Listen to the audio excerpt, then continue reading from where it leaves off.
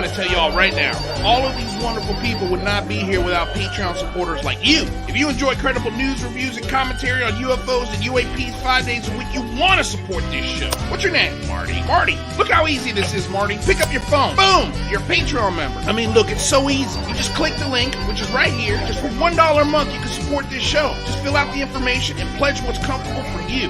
It could be $1, $5, $10, or who knows. Just support.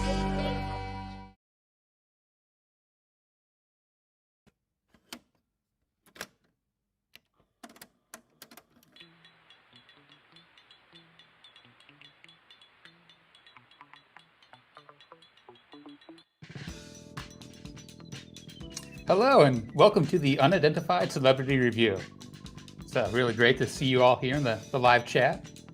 Hey there, Earth versus Uranus, Hoffmania, Alexander Hokican, and of course Sam.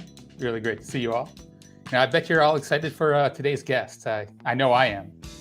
I started watching Red Panda Koala's content a couple weeks ago. A friend on Twitter alerted me to his great videos and I was a fast fan.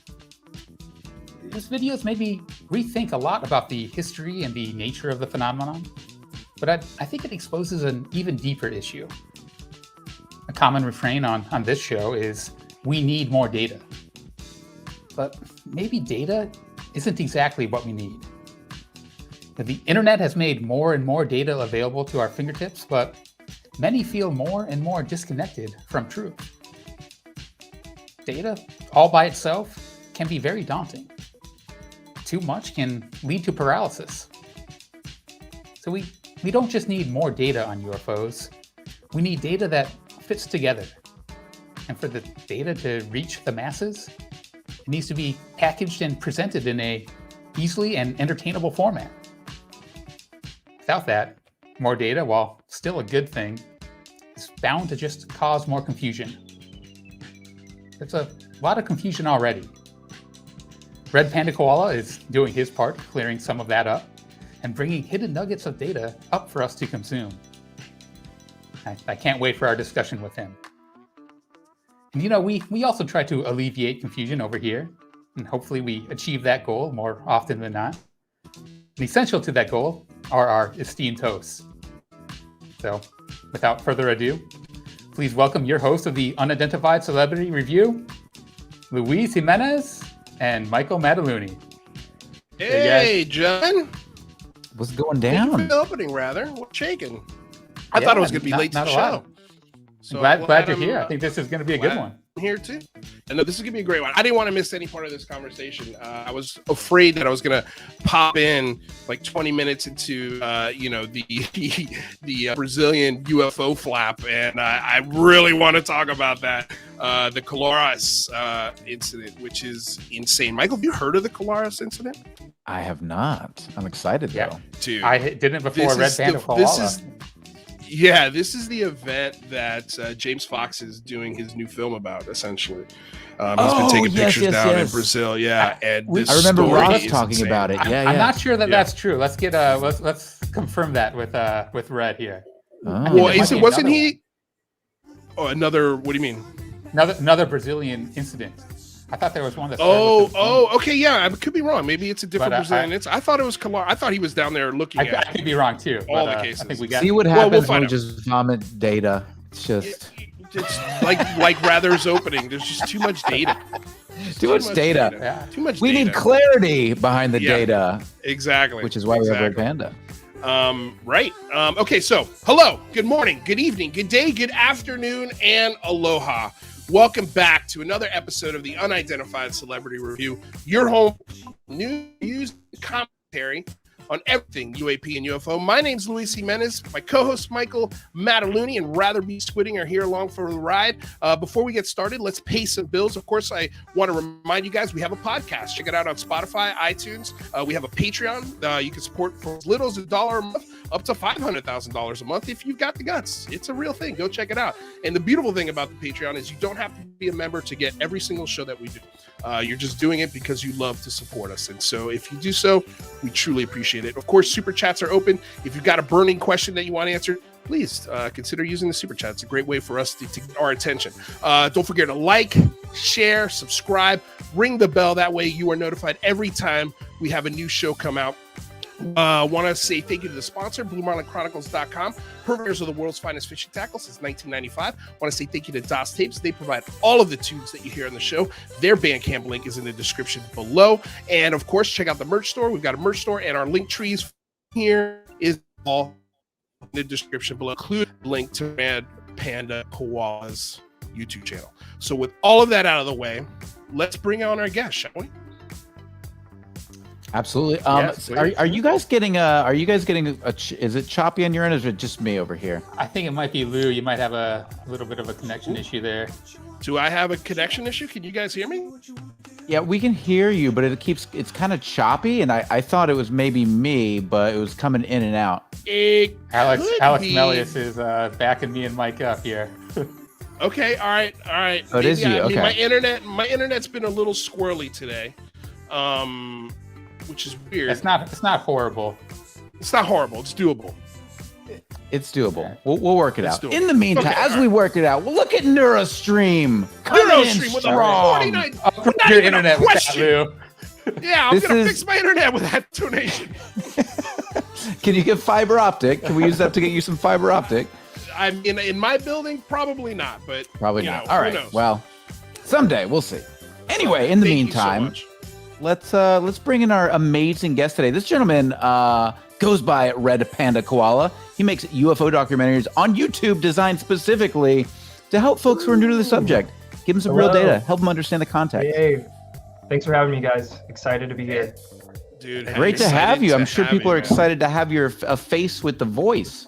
Yep. Yeah, a face. Yeah. Face We're not going to get a on name UCR. today.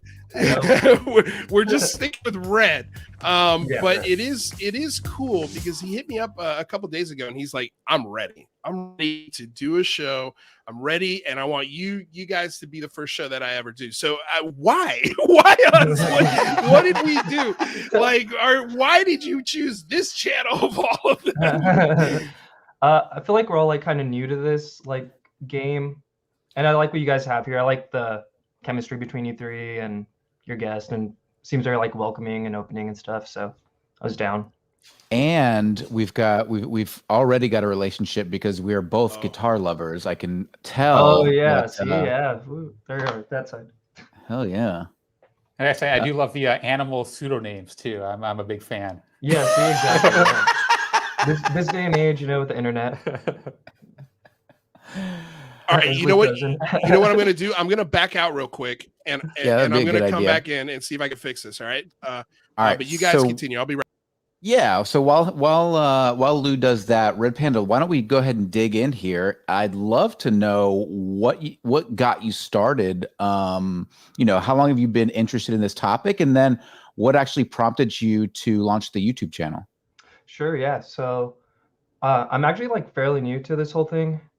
As a child, I remember listening to Coast to Coast with my parents on long trips, but it was never they were super into it or anything. And then it was really the 2017 New York Times article and stuff. I saw that on the news, and then I was to me, it was the beginning of Arrival or something. I was holy shit! They're talking about this on mainstream media, like the Fravor interview and the Lou Elizondo interview, and I wasn't completely convinced that it was aliens or UFOs or whatever. But I did want to talk about it, and no one I couldn't really talk about it with anyone because no one was interested, which I still think is really weird.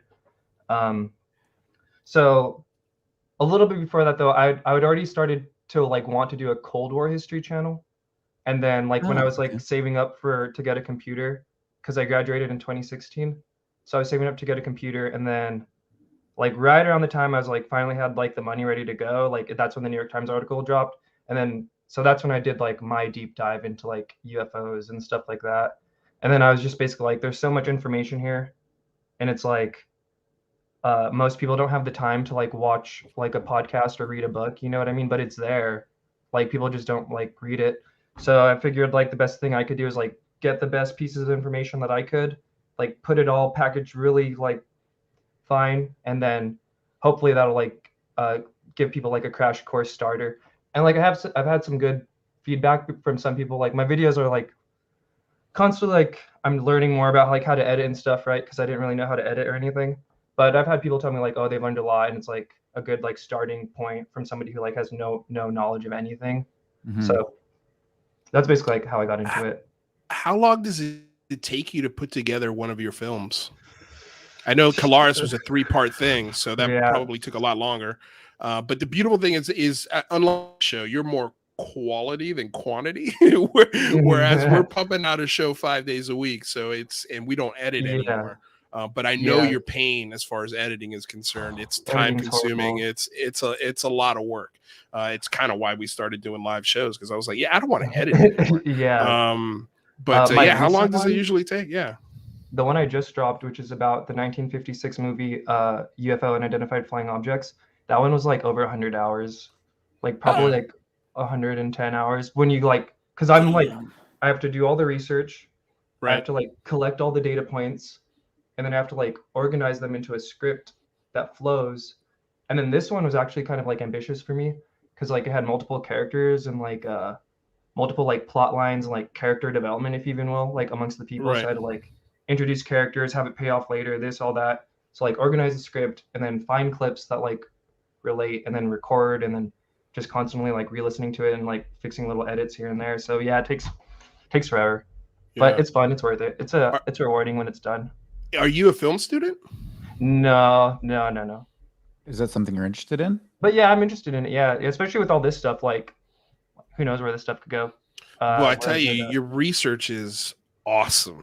Absolutely awesome. I think that's what makes your videos, is the research. I mean, obviously you can't, it would be cool if you had your own film crew and you could get your own stock footage and sort of put computer effects to it. But you're borrowing from offline, which is fine. I mean, I think the quality of the research is what really shines in your videos, man. I genuinely and thoroughly enjoy it. What inspired you to start this channel if you're not a film student? Oh, well, we kind of talked a little bit when you're fixing your internet, but I originally wanted to start. I do like documentaries and I do like film. I just didn't go to school for it. Right. But I would like love history. Like I'm a huge history like nerd basically. So I wanted to do originally a Cold War history channel. And what I liked about that was like, or what I find interesting about the Cold War is just like how it's just like the entire globe is like affected in like so many years. And then like when I learned about UFO stuff, it was almost like another layer on top of that. So it was just kind of like a perfect like timing mesh. And then I was like, oh, well, this is actually kind of like, it's cool history, but it's also like relevant and important to today. Like, you know what I mean? Like people need to learn about this stuff so we could have more informed discussions. Or a rewarding thing for me was when Kurt from Theory of Everything, he like watched my Tom DeLonge videos beforehand, so he was able to like have some kind of background, context, like so that kind of stuff I feel like it's important and rewarding. So absolutely, man. I think you know your videos are very accessible for people who don't know much about the topic, but I think that they're very useful and very informative to people who know a lot too. You know, you're touching on topics that aren't very well covered by, or not very well known by, you know, other media entities and other YouTube channels and stuff. And I'm kind of curious, how do you find these like Colaris and these kind of hidden incidents? Yeah, How do and you that kind of come what up you're with these touching on. cool Like, things? I want to, like when I make my videos, because like I feel like a lot of the stuff like you'll see on mainstream media or whatever, it's kind of like geared towards like the general population. So like what you're saying earlier, I do try and make it like a little bit level above for people who are like don't really need to be convinced that UFOs are real, but like they actually want like more in depth, so like almost in between like a book and that documentary that's like designed for the general population. And then I basically just like since it happened in 2017, I basically only read about this stuff like all the time, and I still feel like I don't even know like 30% of everything that's out there. But yeah, so like I'll just like be browsing Reddit or just different Discords, and maybe something interesting will come up, or like a thread here, a thread there. And then I just have files where I just like put everything away, and then like I'll read it later. And then sometimes I'll come across something and I'll just get like really inspired, and I'll be down to grind on that video. Like that 1956 movie, when I like learned about that one, which I don't know if for the audience, I guess I'll say a little bit. It was this movie that came out in 1956, and it's very like interesting because it has 3 Project Blue Book members were technical advisors, and one of them was like Edward Ruppelt, who was the first director of Project Blue Book. So it was almost kind of like a 1950s TTSA, like Lou Elizondo, you know what I mean? Like da-da-da. Right. And they kind of made some moves. And so I was just like, oh, this is a very interesting thing. And I'd been studying UFOs for like 3 years now, and I barely heard about this movie. So I was like, I feel like other people would think it's interesting too. And it kind of gives you context of like how the government like covered up back in the day and stuff, and what to look out for maybe. Yeah. Yeah, what was your ultimate finding? I mean, this is super interesting because obviously for those of you who've been following the story, one of the things Tom DeLonge was interested in was creating media that allowed this conversation to be had in the mainstream. And so it seems like that they were doing this back in the day through some folks who were associated with Project Blue Book. But I'm curious, what did you think from the movie and doing your research that they were trying to help people to understand? Well, that one I think was very much so like not government affiliated. And I do think like everything we're seeing right now is like pretty much got the green light from like someone in some room somewhere, you know what I mean? Like the fact that Lou is still like out and about and like not in jail, like Lou Elizondo, that is Lou, Right. not you, Luis. But you know, it's a coin. I feel like that statement sort of fits with me as well. Yeah, right. Yeah. So yeah, I just think like comparing and contrasting that, and like the government's way more open today than it was, and yeah. Yeah, you know, I found your recent video really. I wasn't aware of that video either. Right, I yeah. think And it's I want really to find that on interesting. YouTube and watch it because it looked great. But you know, most of us are probably familiar with that classic 1950. I'm not sure, the press conference with Sam Ford, where he goes there and he's talking about the conclusions and that they've seen thousands of them and that we can explain most of them, but some of them are still unexplainable. And your video does a great kind of backstory for the people who are involved, probably briefing him for that, and kind of, you know, what he might have been thinking and the events that led up to that, which was, you know, fascinating. And I guess my question to you is, you know, part of that when he says that is he talks about there's just no, you know, we've seen things in the sky, but there's no pattern and nothing we can really glean from them. And you know, I watched that and I think, oh man, is history going to repeat itself? Is that where this is all gonna land again? And I wonder what your thoughts on that. Do you think we'll get more than a press conference like that? Yeah. I think we'll probably get more. I think what you guys kind of like lay out on your shows, kind of the pathway I think it's going to lay out is more and more senators are going to talk about it, and then eventually congressional hearings, then eventually like the president's going to sign something that says like, oh, you could break whatever NDA, we won't put you in jail for like covering this up or whatever, and then probably going to go to the UN. It just looks, I mean, they could pull the rug back out at any point, I think, but I think everything's just like the trajectory it's on is just, I don't think they could put the cat back in the bag. So we'll see. Though. So you were historically looking at Cold War movement, and so what was? I guess you went into that not thinking anything about the topic of UAP. So when you were going through these Cold War history files, what was it that caught your eye that made you go, "Oh shit, I got to start talking about this"? Well, no. So I was like preparing that channel, and then that's when the New York Times story broke. And then what I was saying, yeah, sorry, you weren't here for that. What I was saying earlier was like I was just basically like obsessed with this stuff, like still am, but like I had no one I could talk to about it. And like if you try and have a conversation with someone and like you try and lay down the entire Tom DeLonge lore, why you should care about what this guy says, it's like you look crazy and it's really awkward. And it's like 30 minutes later. So I was like, oh, I guess I got to get it all the information that I want, put it in a video, and then maybe people will watch that, and then I could talk about it and not feel crazy. Got it. So this is something that you've had an interest in for a while. Yes, to a degree. I'm mostly friends online. I get to talk about it a lot with, but yeah, to a degree. And like in my Mike, am I still choppy here? Is my internet still a little choppy? Yeah, you're a little choppy still. Here's what I'm going to do. I'm going to restart my computer. So I'll be back in a couple minutes. I have no idea what the hell's going on. Sorry about that, but I'm glad that you guys are here. No worries. No worries. All right, I'll be back. And yeah, go ahead. And while Lou does that, we'll talk about some things that he'll then come back and ask you. Yeah, exactly. We'll just go after. Yeah, we'll just do that again. But it was fun. We're having fun. Yeah. So, I have a question, kind of about where do you draw the line for like what you could report as fact? Like, would you report something like the Eric Davis memos as fact? I noticed that there's some of these things in here, like you mentioned in your recent video. I think Rappelt and the paper about the ET hypothesis that was maybe rumored to exist, but wasn't. It seems like that kind of, it seems like there's a lot of things that might kind of draw that line. I'm kind of curious where you. I try and like always kind of like cushion it with like the opposite side or something. So I guess for an example of that one, like one of the more woo-woo things I did was I did like a Nino Kulagina, who was this like Soviet alleged telekinesis lady who like they actually studied.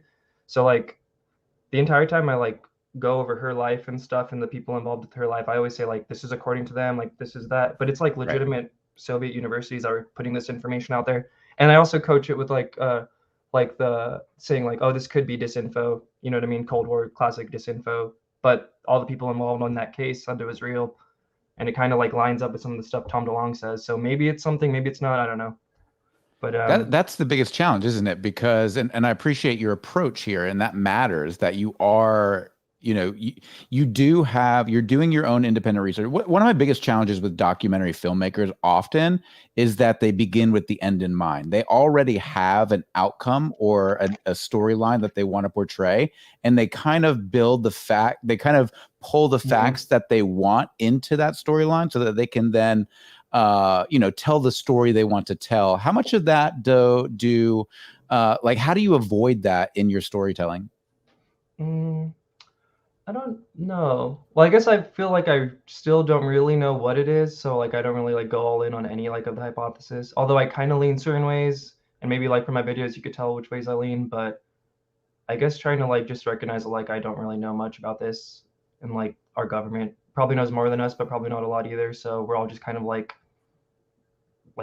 children, I guess, with this subject, like, got to take it all in and hopefully we'll get somewhere right, but I don't know. So your bias is I don't know. So that actually helps. Actually helps. I'm the same way, man. I really try to approach this subject from I don't know what the hell is the truth. I'm always trying to understand it from as many angles as possible without creating any sort of, this is the way it is, and I'm gonna find whatever I can figure out, or invite only the guests who can tell me what I want to hear. I think it's a bad approach.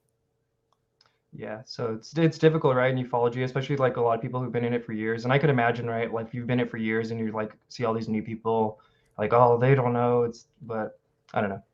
Yeah, no, absolutely. We get that all the time. We were just getting that today on Twitter. Like, you're the laughing stock of UFO Twitter, all this sort of stuff. Can we talk about that? Can we please talk about that? Sure. Sure, why not? I love haters. Love haters, man. I think it's the best playing, messing around with them.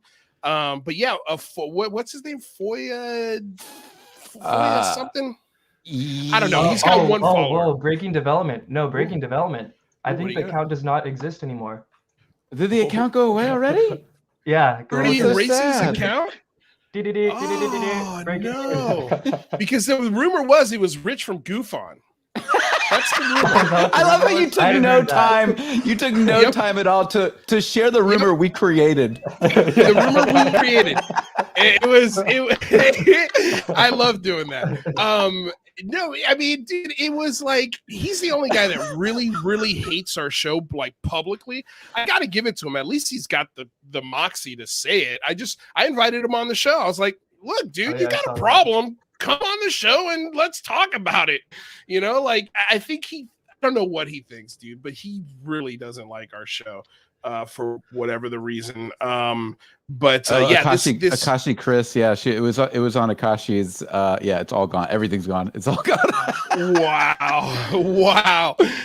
That's hilarious. That is. Well, and that's the thing. That's one of the things I said. It's like, how can you be so angry and attack people when you're hiding your identity? And that's the thing that bothers me the most. And it shouldn't bother me like that. It's the internet. No, I know. And dude, also, comments are we're also like we're beefing down, right? Or sideways. Jay-Z's like never down.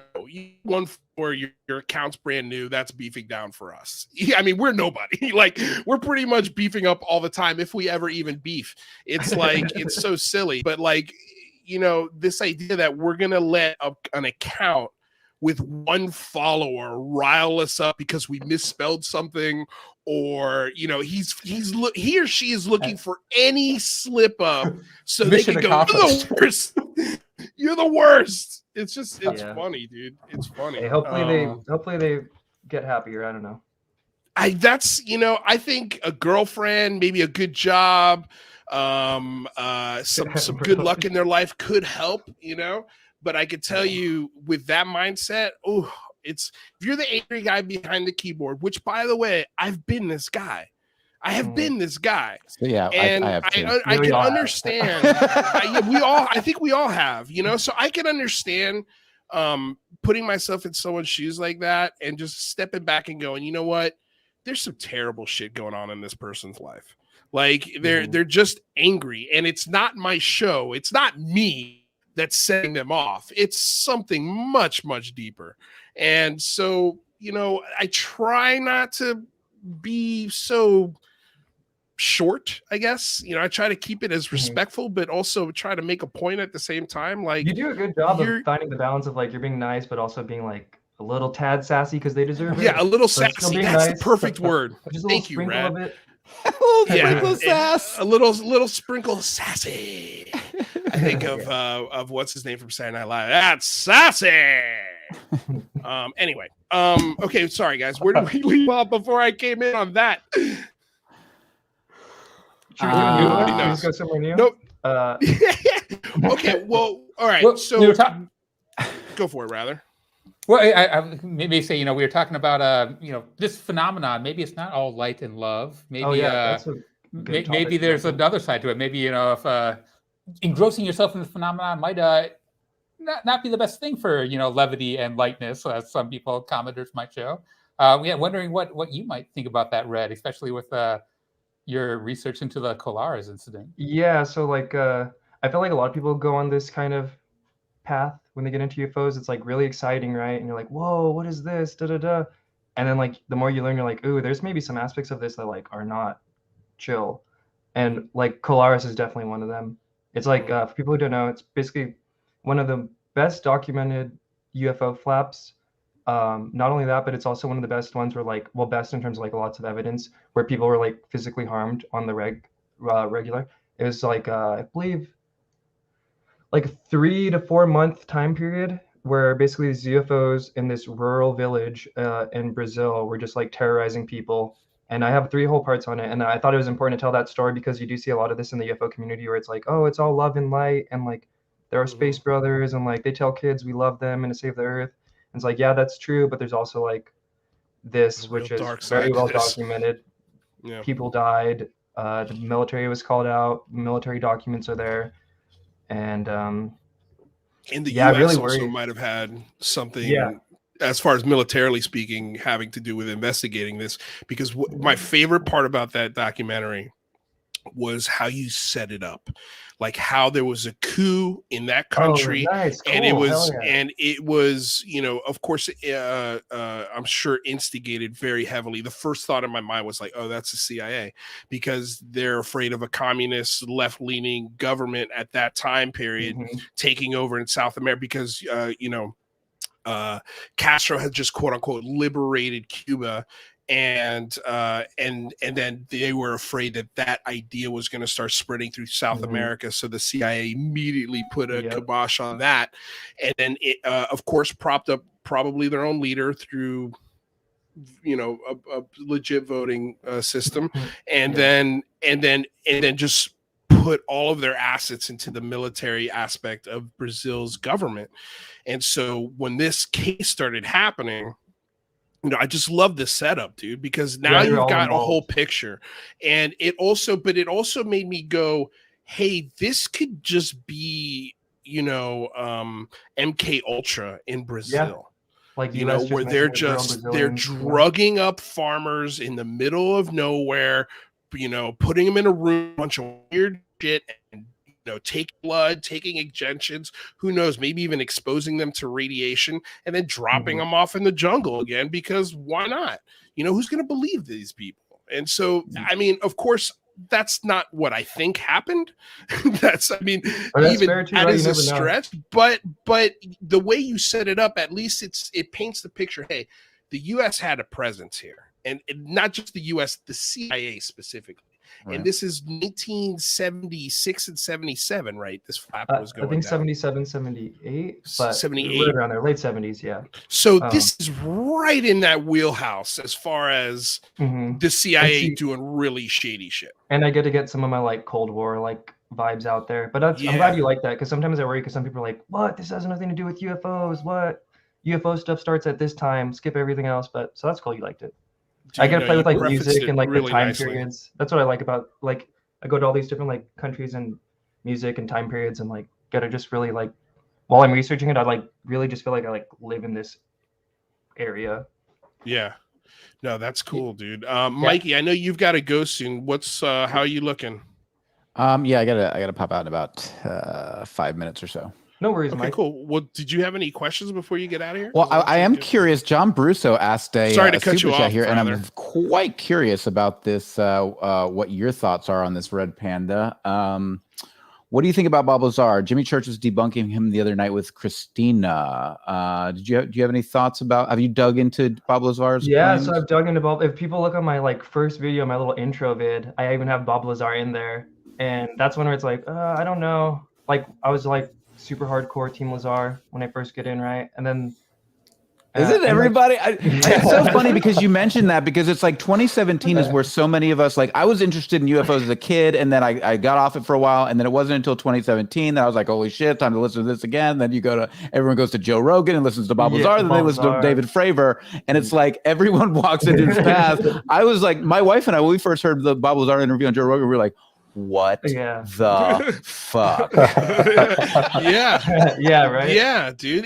That's what's cool about it. It sucks you into the topic, and then you start saying to yourself, well, shit, if this is true, what else is true? Right. You know, dude, you're gone, dude. Down the rabbit hole. Yeah, boom, you're gone down the rabbit hole. And hopefully, I'm hoping with how information travels in 2021, even as much bad information there is out there, I feel like you could travel down that Bob Lazar rabbit hole, and if you've got a good head on your shoulders, you can kind of come to the conclusion that I don't think all of this is true. I think there are parts of it that are true. But you know, it's again, is it something that I'd put on the desk of a senator? The Bob Lazar story? No chance in hell. I don't think Bob Lazar would put that story on the desk of a senator.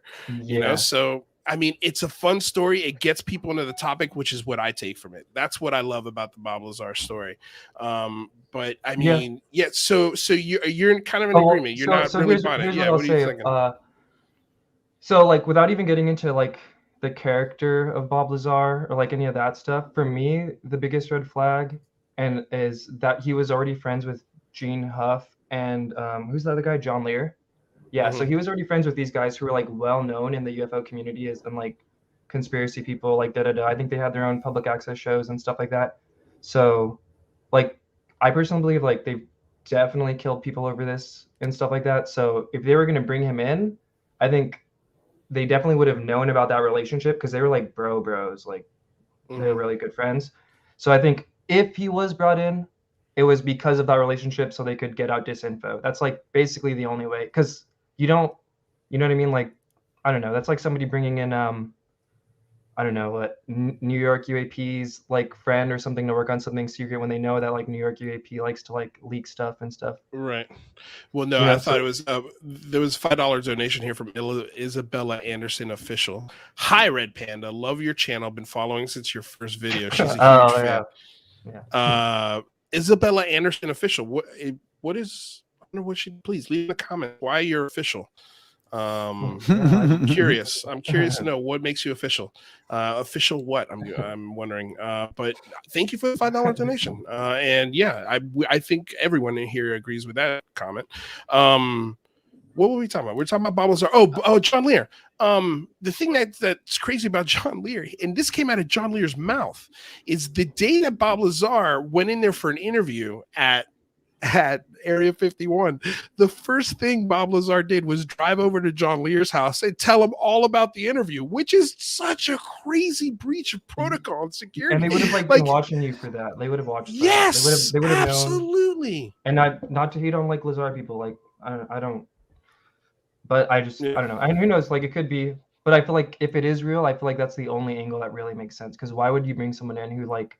And I see someone in the live chat saying Bob Lazar didn't have a live access show or whatever. But yeah, John Lear and Gene Huff did the original Goof On. I think that's what he used to call himself, Gene Huff. So I don't know. We'll see. Well, I mean, maybe one day we'll learn more. But if it sounds like even like and like respect to like Knapp and Corbell, but it sounds like even they are like kind of like, oh well, yeah, like maybe he did lie about this or that. Like, you know what I mean, as time goes on. Yeah. Well, they definitely have. I know George Knapp a couple of times has kind of thrown up his hands like, well, that's Bob Lazar. What does that mean? You know? And he seems like a cool dude. Desert Blast looked super fun in the 90s. Like what I would do to go back there, party with Bob Lazar. A group of party animals. Like you go back and look at a picture of Bob Lazar hanging out with George Knapp and John Lear, and they are just three dudes. I know. You could look at them and like, oh yeah, they party. Like Burning Man get down. Burning Man, right? Burning Man, like yeah, dude. Before Burning Man, these guys were doing all sorts of shit together, including taking out an RV into the middle of the desert and looking at top secret aircraft. Like, yeah. I mean, yeah. Part of me knows that I would love to hang out with all three of them. All three of them. Without even getting into the conversation of, is this real? Like, it would just be cool to hang out with them because I know they have a good time. Michael, you got to get out of here. I do. Thank you guys so much. Red Panda, it's great to meet you. Love you guys. Love you, Chatterverse. I'll talk to you guys soon. Peace, buddy. Bye-bye. Thank you, Michael Mataluni, for being here. Okay, so let's see. Where do we go next? We were talking about Caleres. Can we get back to that for a little bit? Yeah. So what's your take on it after doing all the research and going through everything? What do you think really went down in Caleres? I think it was kind of like some orb things that were just really just messing with people for like fun is kind of like where I've been leaning these days. But I don't know, you have how Pudov said like pretty much that, and Robert Bigelow said that. Has anyone ever asked Lou Elizondo about it? That'd be an interesting question. I believe someone has asked Lou about Caleres, but I don't think he pontificated on it. I think it would be one of those things that he's heard about it, but he hasn't done the research to really comment on it. But yeah, it's crazy. And like in my video, I kind of like do the thing where it's like I start off with just like farmer accounts, right? Because people will easily dismiss that or whatever. But then like you get into more, it's like police officials in the area and like mayors in the area. All reported the same thing, doctors, and then the military came out and it was that too. And city councilors too were in the newspaper quoted talking about this whole flap and stuff like that. So it's pretty well documented, pretty scary, pretty crazy. Yeah, you know, speaking of the documentation, that was one of the craziest parts that I thought. You know, there's all these pictures and documentations that I hadn't heard of it. The most shocking to me was that Bob Bigelow might be the owner of some of these Super 8 videos. Yeah, right. Maybe expound on that. Dude. Yeah. Yeah. Where do those rumors come from? And do you believe that? You know what? I honestly don't remember where exactly. Oh no, I think he like went down. Oh, that was what it was. NIDS Bass people went down there in like 2002 or 2003, and they were like I think hanging out with AJ Gavayer, who's like a really good researcher down there, who like helped declassify the files in 2005 or 2006. And I think it was on reading about the Bass trip, which is Bigelow Aerospace, which is like his pre-ATIP, like his own little like privately funded, or NIDS and Bass, like they all mish. But yeah, that's where I basically found that out. He went down there. They had a bunch of people. I actually think one of the people who went down might have been involved in the Tic Tac incident, if I recall correctly, randomly. I forget his name. I shouldn't have brought it up, but yeah, that's what I got. Bigelow. We had a $250 super chat from Follow Virgil. What's up, bro? Holy cow, man! Welcome to the channel. Welcome to the channel. Holy cow, dude! That is damn. Thank you. That is insane. Hey, Virgil, I better see you on my first live stream too. No, I'm just kidding. Dude, you gotta start No, doing some I know live this guy. streams. I know this guy.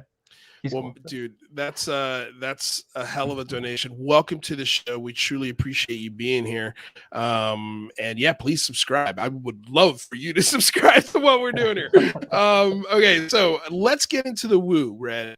Parsons, the Lem, Chains of the Sea. Let's get hardcore. What kept TDL up for nights on end? Not this Bob Lazar stuff. Oh man. Not only is the donation out of control, but the question and statement is perfect. What do you got?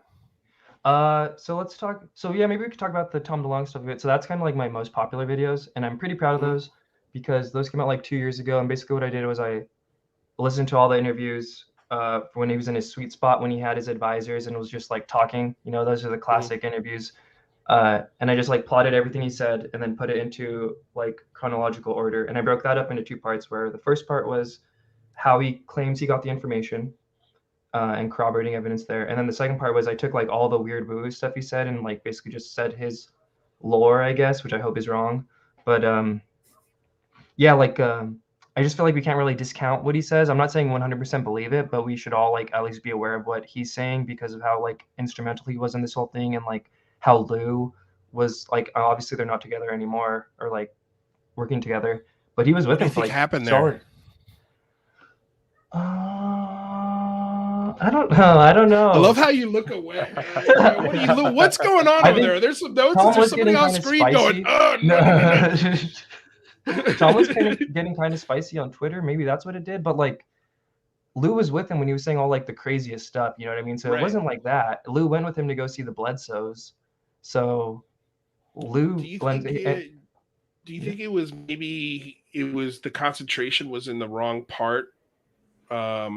Maybe Tom had more of a concentration for the media aspect of things, the entertainment aspect, and maybe he's leaning more toward, hey, we need to do things like, you know, research like what McGowan's doing with the Osiris or Sky Hub or the SCU or Galileo. And Tom was like very involved with like his band and touring and stuff, which also I think is kind of weird, right? That makes me think it's kind of doomer. Like, I feel like he's trying to like savor as much of the pre-disclosure world as he can, because like who knows? Yeah. Who knows? What's like, look at COVID, bro. Like, without getting too like into it or anything, but there's definitely like a pre-COVID and post-COVID world, and like we didn't really realize it when we had it. So I think he kind of knows that once all this stuff is out there, that it might change things a bit. So I think maybe that's why. I don't know, but we'll see. Yeah. Well, yeah. Can you maybe expound on what you think kept Tom DeLonge up for okay, so what do I think kept Tom DeLonge up for 3 days straight? So I've thought about this a lot. So he was already in that position, so he had already like known a lot, in my opinion. So I think some of the more doomery stuff he would have already known. For example, like human mutilations, which are, you know, not a lot of people talk about it, but if I was a betting man, I'd say probably true. So I think he would have already known about that, right? So it's something more than that. So what could they have told him? So I think it had something to do with the fact that like if you have certain knowledge or something, you are on their radar or something like that. Something that he was giving this information and then immediately he was like looking around. So maybe that, or maybe they told him something like they walk among us like all the time, like, or I don't know, something like that. Something. Man, I think something. Well, first, real quick, Haley Massbrook with a $2.99 super sticker. Thank you so much, my lady. Truly appreciate it. And then we had another a $10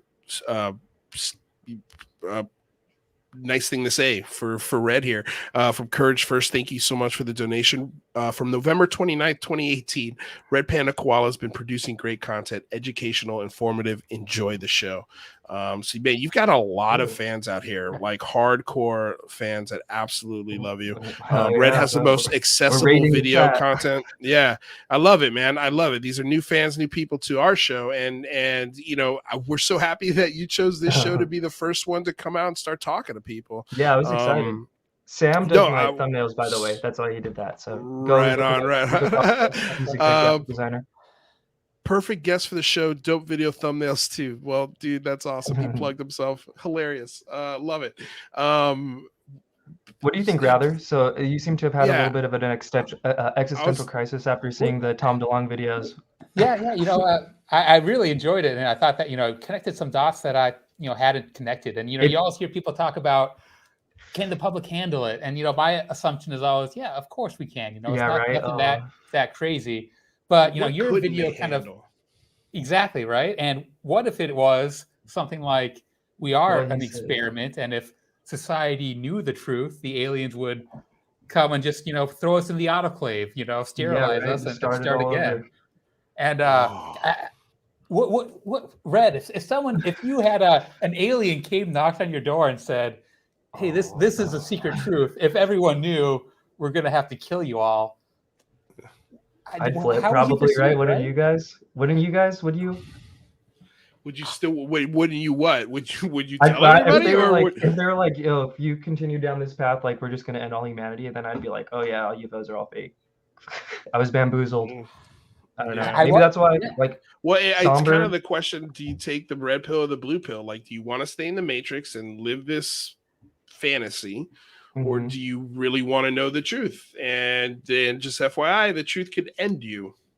Yeah, and like abductions, and we hear Lou Elizondo say somber, and the fact that he recommended Chains of the Sea, which was mentioned in Virgil's comment. Have you guys like heard about No, that book? please, I've no. heard it Expound mention upon that book, but I don't Okay, know about so it. this was during I think an AMA on Reddit or something, and somebody had said, "Oh, Lou Elizondo, what's a book you recommend that people read to like understand the phenomena?"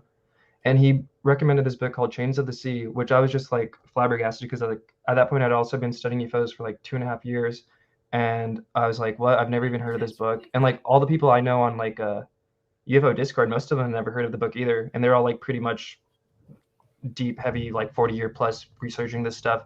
So everyone's like, wait, what's up with this book? And then we read the book, and basically the gist of the book, this is spoilers, by the way. There's a Please kid. spoil this book. There's a kid. There's a kid. So there's multiple things going on. There's humans. There's like ghost type interdimensional beings that this one kid can see.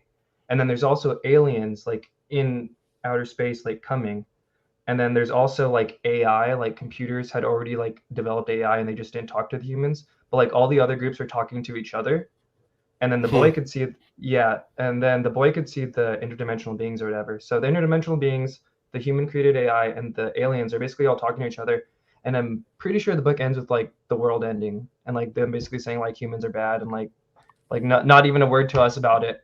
So it's like, Lou, like, why you gotta recommend this book, bro? And then he did clarify. He was like, oh well, like I think he says something like, don't doom too hard about it. It was just a book to like make you think about this or that. But I'm like, Lou, there's like a lot of other books that have like interdimensional beings and AI that don't end with like humanity dying, bro. Like what? Why you gotta do that to us? But I mean, what if it is bad? Like I think abductions are probably real, human mutilations are real. So like, how do you? Is it better to know or not?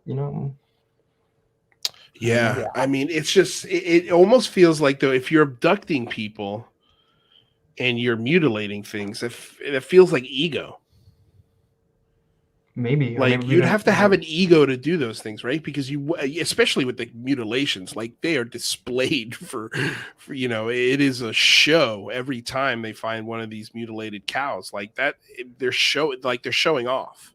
Well, yeah, I mean, I think about you going out and taking a flower and plucking it apart, or mutilating a leaf and throwing it on the ground. Maybe they just give it no. That's what I think too. It's like I talk all this crap on human mutilations. Is like I have no problem like eating hamburgers and like cows are sentient and like have friends and stuff like that. So who are we to be like?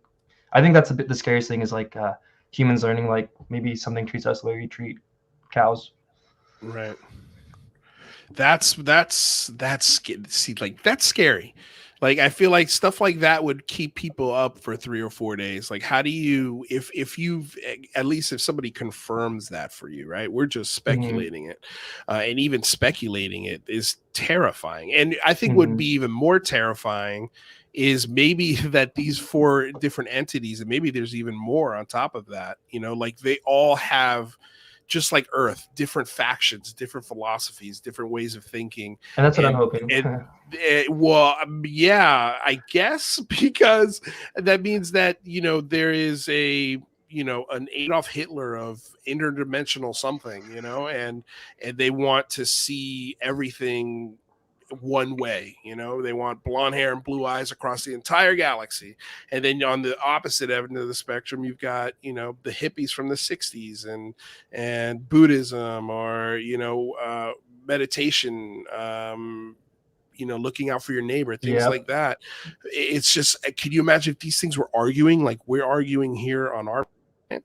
And it's like, okay, who's gonna grow up here? Like, what's happening? I can't just, it's hard for me to fathom that an intelligence of that magnitude would be so violent and flippant, right? or like tear belief. Like you said that, rather, I'm like, yeah, God, that is just awful. I was like, you're just destroying something, you're consuming something that is sentient in a cow, or even a fish, or dolphins in some part of this world, whales.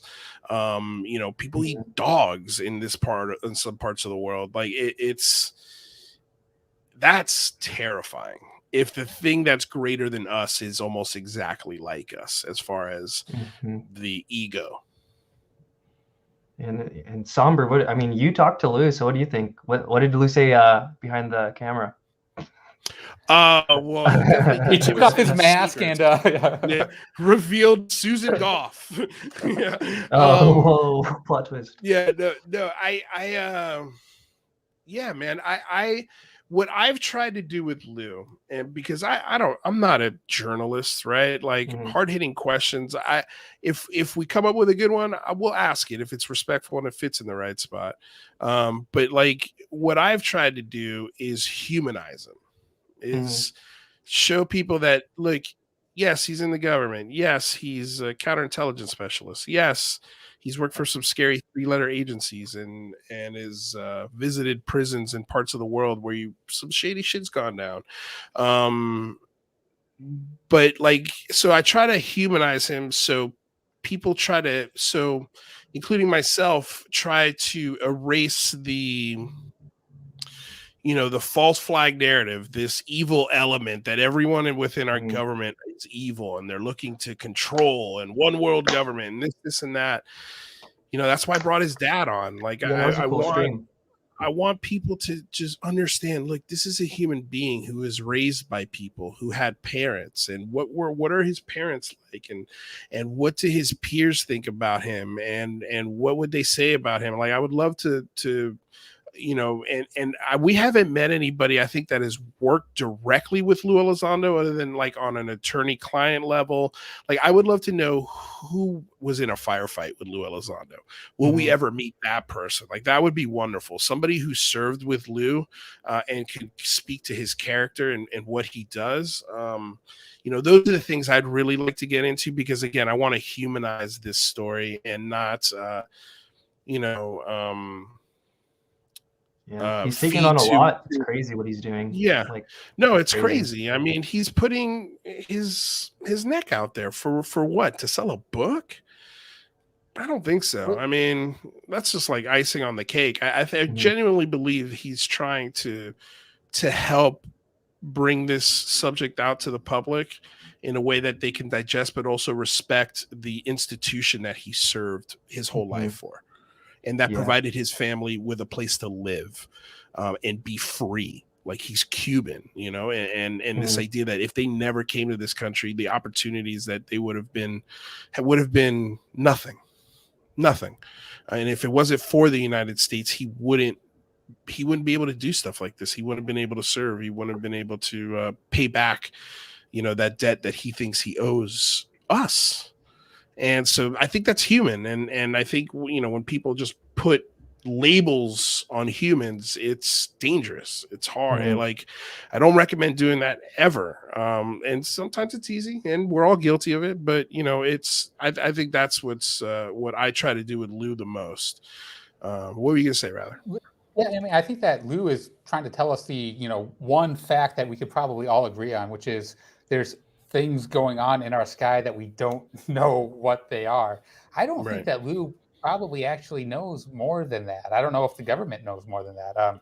And Red, I'd be curious to know or hear if you think the government has kind of a deeper knowledge. Well, I think Lou even said that they have like crashed retrievals, right? Like, in Mhm. 2018 on hinted Tucker. at that. The Yeah. classic simply Yeah. put yes.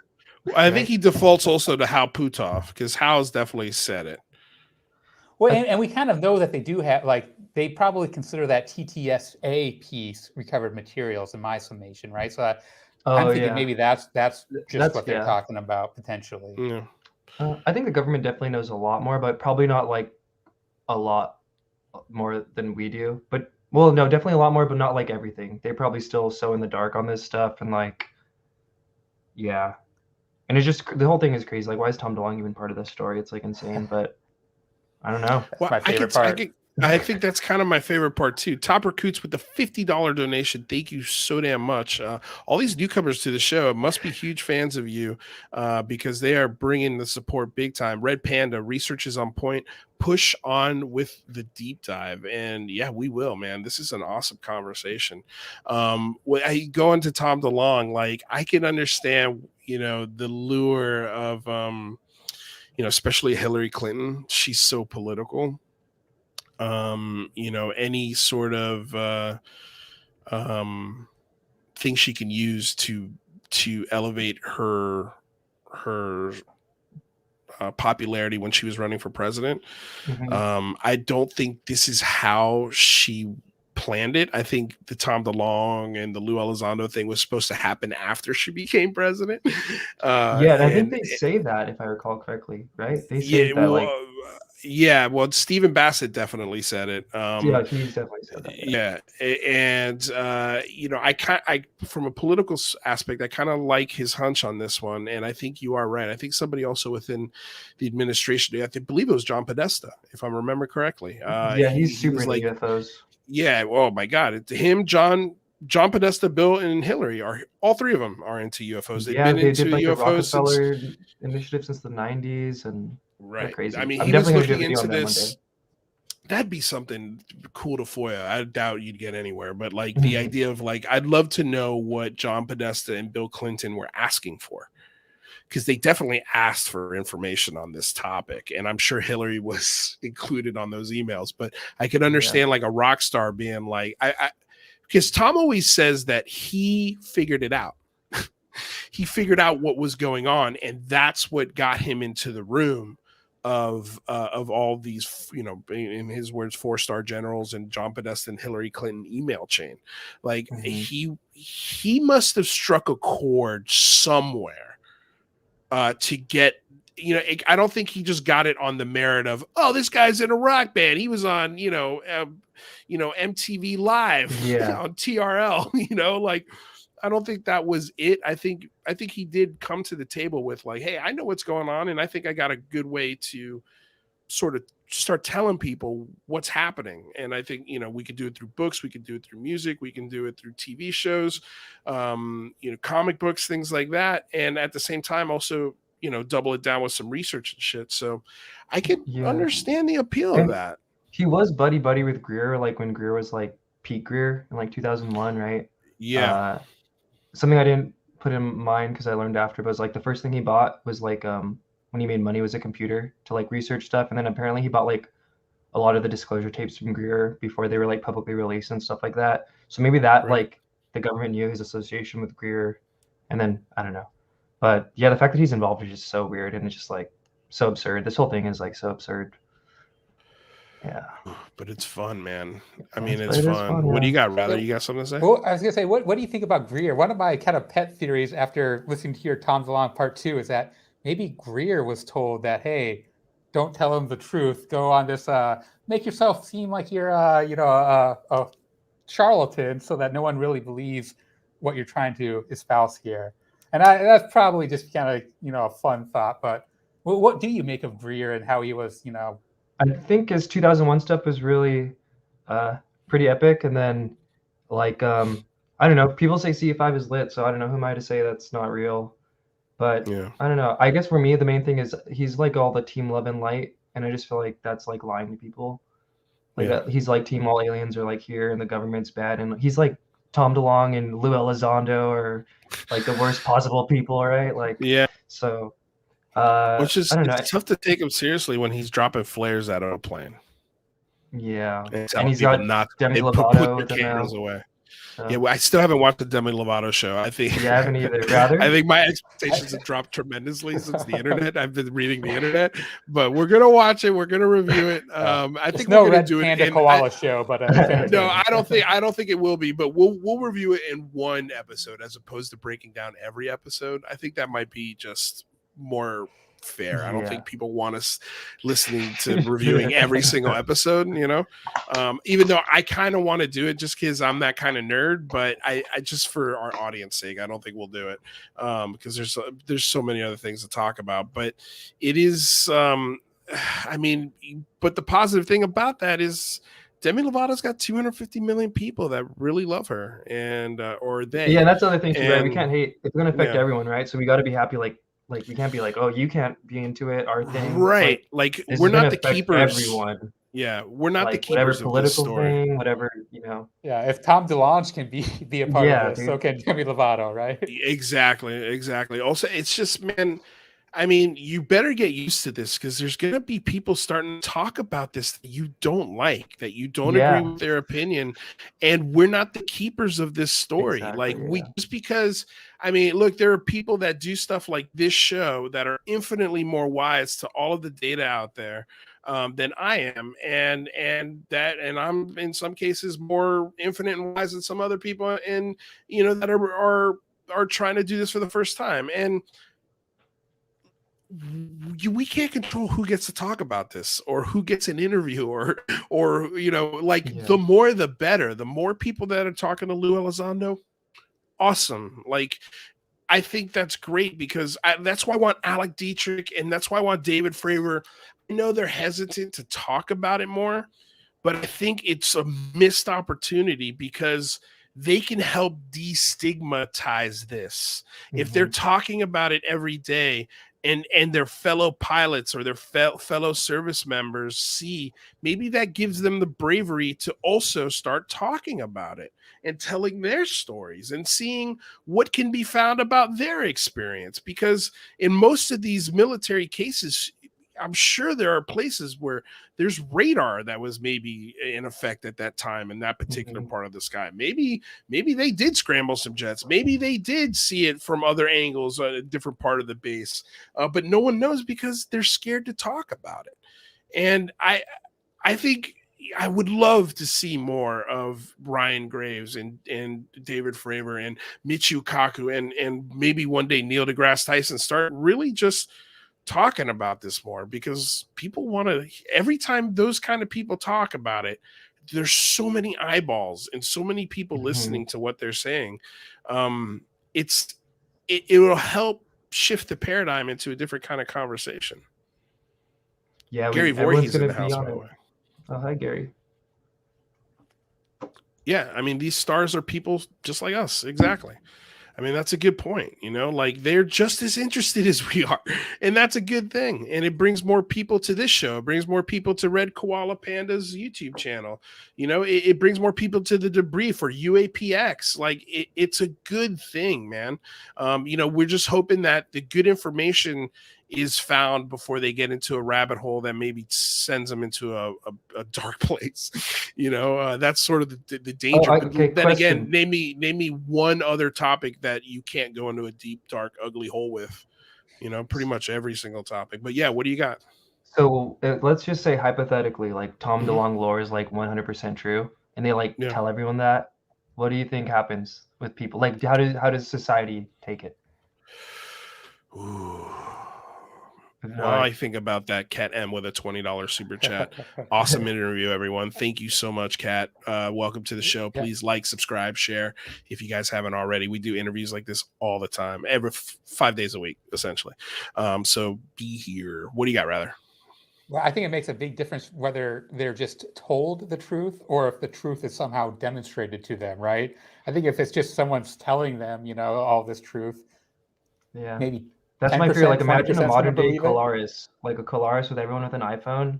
Like, I think it would set the whole world into a panic. Is my opinion, but I don't know. Well, you could use Colaris as a perfect little slice of data when it comes to Yeah. how people would react. Courage first with a $5 donation. Don't be afraid to see what you see. Ronald Reagan quote. Thank you. That's an awesome quote. I big appreciate patron the of super mine. chat. Ronald Reagan Courage is. first. No, Courage first. Red, But you mentioned that. But wait. I was going to say that, because the way that village reacted was they stopped fishing. Yeah. They stopped farming because they started huddling in groups and walking in groups around the town. They only had one priest, one doctor in town, and both of them at first were like, this is crazy, and then it turns out, no, people are actually getting radiation burns. Like, this shit's happening. Something is happening. And I also found it interesting that these fires were started sometimes from the ocean. That's the exact same thing that happened in Italy when that helicopter and the town of Italy was being set on fire by these beams being shot from the ocean. That was on season 2 of Unidentified with the helicopter that had a beam of light that smacked it and ruined the tail fin of it. Like, something's going on with setting fires and hitting people with beams that is not cool. Like, it's like you were saying, it's not this friendly kumbaya kind of phenomenon. Like, this is some scary shit. Sorry, rather, I didn't mean to cut you off, but that's a good example of how people would react. Yeah, that is brilliant. Like, and Red, you mentioned in your video that there was another similar case in India. I was wondering, do you know the date on that? Because maybe we will see something like this happen again. I think that was 2002, and it was actually really interesting. Some person on Reddit from India, from Uttar Pradesh, had just recently posted like a video on our /UFOs saying like, oh, look at this weird thing. And then I had commented like, oh, you live in this region, like, do you know about this case? And he was like, oh, what? Like, yeah, like this was crazy when it happened. And he said like he'd been looking for articles about it for years. And he like in like Indian media, like it's totally wiped over there. So it's, and for people who don't know, like in 2002, it's basically similar to Colares. Like this whole village goes like, not crazy, but like they're saying like these objects are coming and attacking people and sucking their faces. And there was even like a riot. There was a riot because the police were saying, oh, this is nothing, and like multiple people died at the riot because like the whole entire village was like, no, like this is really happening, like you guys need to do something. And the police was just like, what? Nothing's happening. Like, so yeah, it's pretty crazy. But hopefully it doesn't happen anymore. But I don't know, you never know. Knock on wood, right?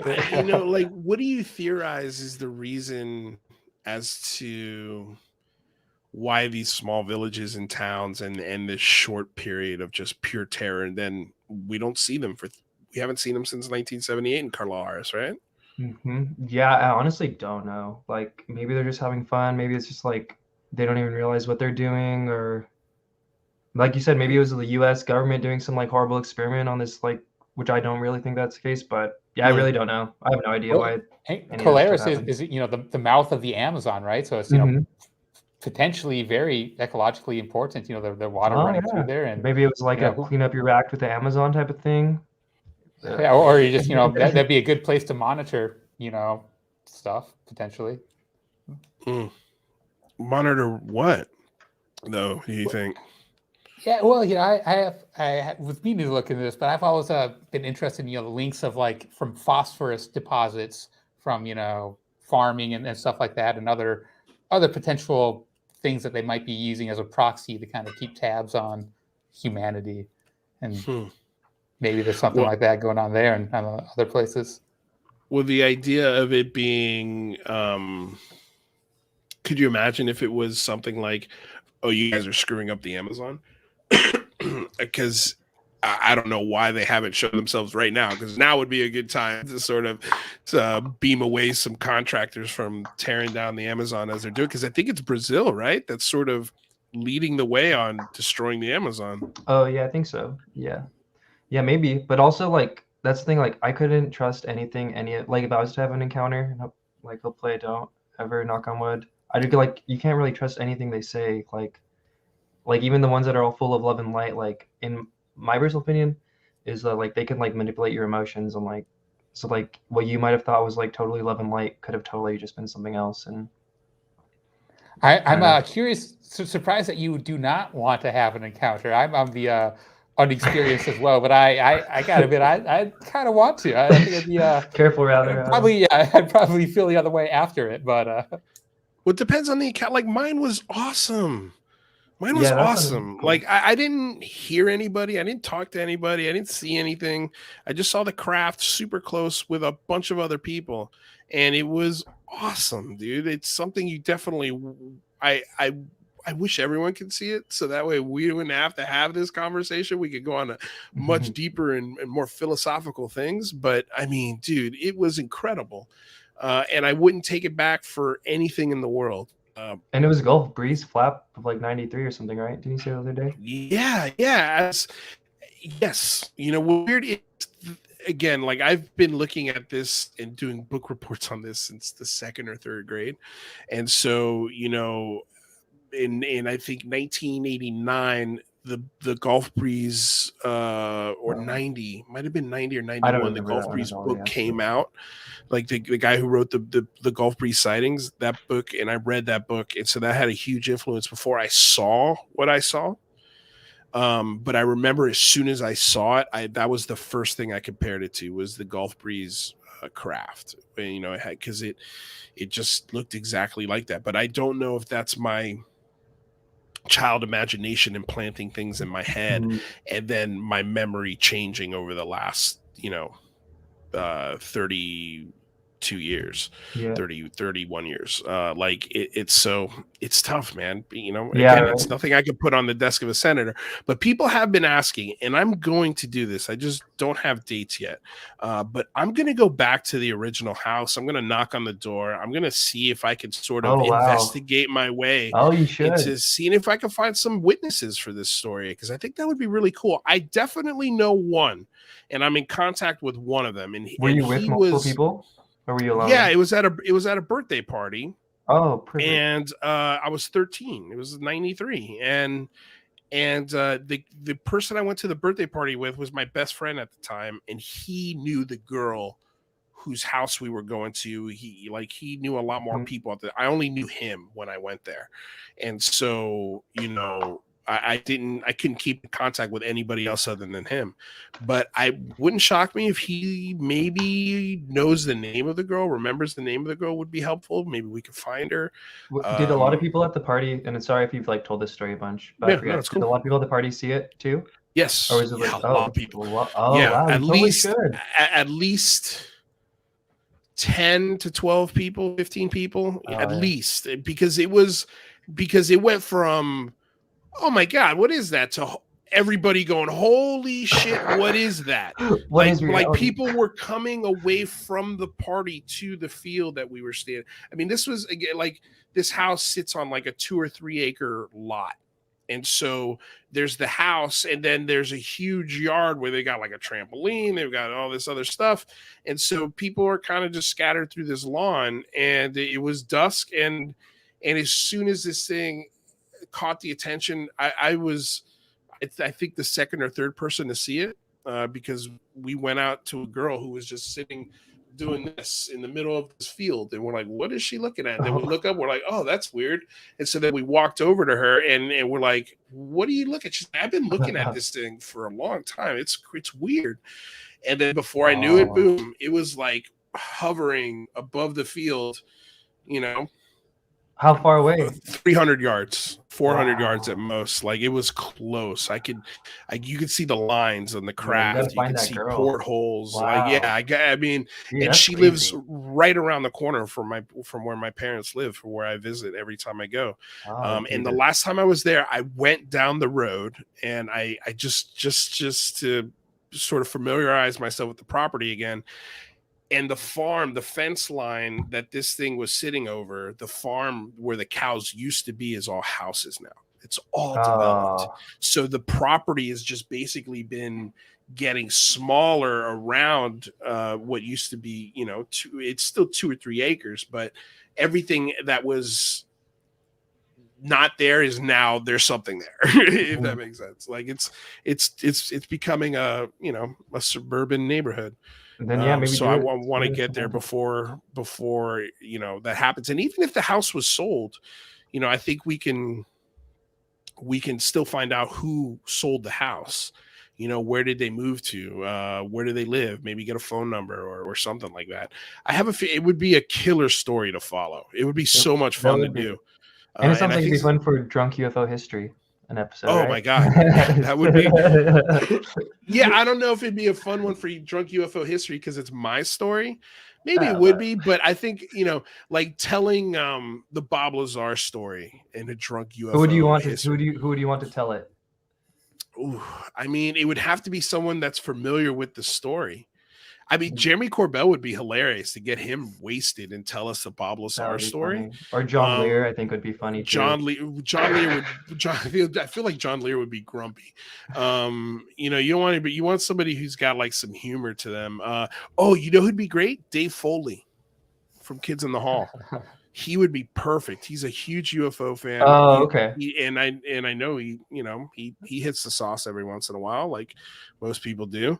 And so I think that would be like the perfect person. But yeah, you have to kind of get people. I feel like the secret sauce to that show is the comedians that come on and talk about these historical events are history fans. Mm-hmm. They're fans of history, so they don't mind reading a script or going through the history of an event that they're going to get wasted for and talk about. It's awesome. That would be like an awesome monologue for an improv show. Mm-hmm. And I think this would have to have the same thing. It would have to have someone who's funny, or at least has the gift of gab, has the gift of telling a story to people. Mm-hmm. And also is a fan of UFOs. Like they have to be. What would you want to do? What would you want to do for your first one? Like Lou gets drunk and is talking about what? I mean, Bob Lazar would be fun. I would probably do. I'd probably do. They would play Bob Lazar. The Lou Elizondo story. Yeah, right, dude. Oh my God, that should be your dude. That should be your Halloween costume. Rather, what do you think? He's laughing. He hates the idea. I think a rocket-powered bicycle, right? Yeah, dude. That would be. Oh my God, it'd be such a great Halloween costume. Zofa with the $5 donation. I'm glad RPK is skeptical of their intentions, as rather knows I've tracked a faction that has influenced belief systems throughout history. Shady. Yeah, Zoph has a great YouTube channel as well, where he, documents a lot of how ancient lore and stories have, cows and women who appear to us and tell us stuff. Oh, really? Good. I didn't know that. What are your thoughts on the kind of the pre-1947 aspect of the phenomenon? I think it goes back really far, right? And like this is where it gets weird, right? Because then you're getting on people's beliefs or whatever. But there's a really good channel called Think Anomalous, and they have a really good video on this one case from like 1799 or something like that. And it's like very similar, but just kind of like how people in the time period would conceptualize it. Like someone gets like taken, they said, and there was just like they were in this giant room with a bunch of small little people that looked like humans but were shaved head. They didn't have the big eyes though. But it's like, I don't know, you see stuff like that kind of going back. And then you have Jacques Vallée who has Passport to Magonia, and then he has another book where he goes through like a bunch of old stuff that like looks pretty much just like how like abductions are. So it's been doomed. Should we get Zofa on one day? Yeah, that'd be great. Yeah, sounds like it. Yeah, it looks like his videos look cool and interesting. Dude, we should have him on. Dude, Zofa, you should come on. Hit up Rather. Let's set up a date. But sometime later this month, rather, probably like in the last week of October, if he'd like to come on. That'd be cool, man. We should definitely do that. There was a question here. Oh, Preston Paget. He keeps saying in our chat that Melinda Leslie is a fraud. Dude, like, I don't know if that's going to get you anywhere, man. Like, I love you to death. We'll dig in. Yeah, tune in Friday. We're going to dig in. We're going to talk about it. We're going to ask the questions. We're going to preface the interview with, hey, we're going to have some tough questions for Melinda Leslie. She requested Mike to be. Has she ever been accused of flares? Or how is she a fraud? Well, I know she does a UFO tour. Right. where Yeah. she charges, I think it's like $30 or $40 a tour, and they go out at night and they go on like a hayride or something. I could have that part of it wrong, but they basically go stargazing, and almost every time they go out, something is seen. It's in the Sedona area, and here's what I love about Melinda Leslie. The last time she was on our show with Richard Dolan, she just came with a bunch of research, a bunch of her work, and a lot of it seemed to make some sense, you know, but she didn't have the whole show to just concentrate on her aspect of things. This is going to be a 2-hour show with just Melinda Leslie, and we're gonna ask her the question. I mean, she requested Mike to be on the show. Anybody knows anything about this show? She's a solid researcher. She has a really good breakdown of like the NIDS, BAS, TTSA, like all the. She has like a nice little graph that's like really easy to read of like. She had that graph on her show. Yeah, and I was blown away. I'm like, this is awesome. Oh, that's cool. Yeah, no, and so like, yeah, dude, like, I don't know, you know, like, and there's a difference between being a fraud and being mistaken, right? Right. Which who knows? We're gonna ask. Maybe she's right. Who knows? Maybe she's right. But what do you guys think about that then? What do you guys think about My Labs? See, well, that's what she's gonna come and talk about, because I don't know a ton about My Labs. So I'm that's why she's coming, because I want to get an education on the My Labs thing. And I mean, what do you think? I used to like initially dismiss it, just like the logistics of it just sounds so crazy. Like what? Like the government is kidnapping people. But then I thought somebody had told me like, oh, well, they only do it to people who they like already know are getting abducted all the time. So like it's almost like a double abduction, because like they're trying to see like, why is this person getting abducted? So then I was like, maybe that does kind of make sense, like in a sense, but just the logistics of it seem very like difficult. Right. It's almost like the Wilson Davis documents. Like, it's a cool story, but there's no way to prove it. There's just no way to prove it. So again, are we going to take these Wilson Davis documents and put them on the desk of a senator? Are we going to take this My Lab story and put it on the desk of a senator? I don't think so. Yeah, but maybe let's see if Melinda can sway my thinking on that. You're going to say what, rather? Yeah. Well, My Lab seems a lot more controversial than, you know, the Eric Davis document Wilson Davis, right? There might be a secret program somewhere that they might be doing something, right? Like there's fair. No, that's fair. And we're gonna, I think, you know, I'd love to ask Melinda if she's open to being wrong on this. I think that's a fair question, you know. But let's listen to what she has to say before we just start bashing her. And be careful too, because I think she's like, like she says she's an experiencer of My Labs, right? So like, it's like what you guys are always, what we all have to deal with, right? Is walking that line of like being respectful, trying to listen. Yeah, it's a tough line. Dealing with courage chat. first.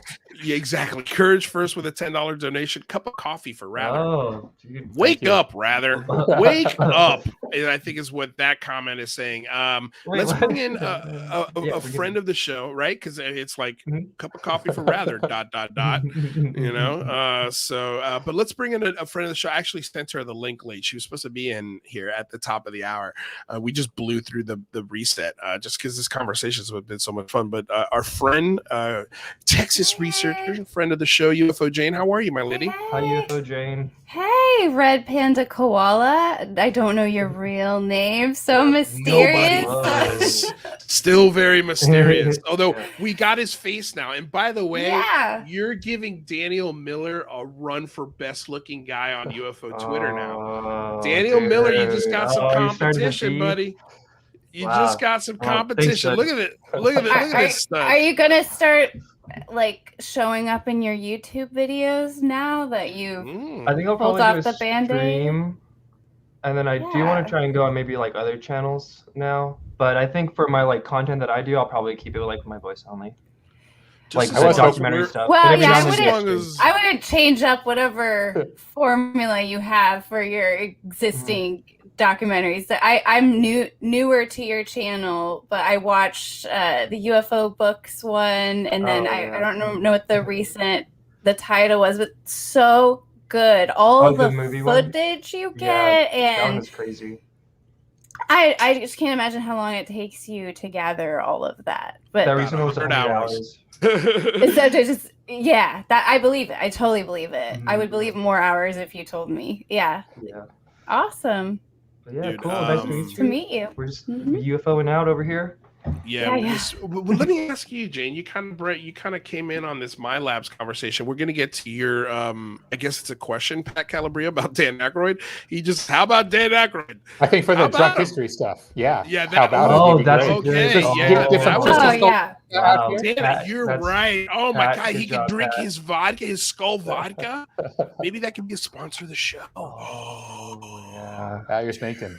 Okay, now I'm cooking with some fire here. You see, Just don't History ever get Channel- into the cattle mutilation topic, because isn't that the one that Dan Aykroyd said that when they investigated that topic, Mhm. suddenly filming stopped on a series he was working on? That happens all the time in TV. It's a coincidence. I You know, guys should get him on the yeah. show. That'd be Oh cool my talk, God, right? no, that would be killer. I mean, I know he's going to be going on shows here soon because he's doing the Ghostbusters tour, I'm sure, pretty soon. Nice. But yeah, I would kill to have Dan Aykroyd on the show. But I mean, that show that he was doing wasn't very popular. Shows get canceled all the time mid seasons. So as much as I'd love to believe Dan Aykroyd's have you heard like full interviews with Danny Aykroyd? He goes a little out there. He goes out. He's a there, believer. man. He Didn't you see, believes like, Britney all of Spears it. disappear or Ghosts. something? Oh, I know. Well, he saw Men in Black, a Cadillac that Men in Black got into.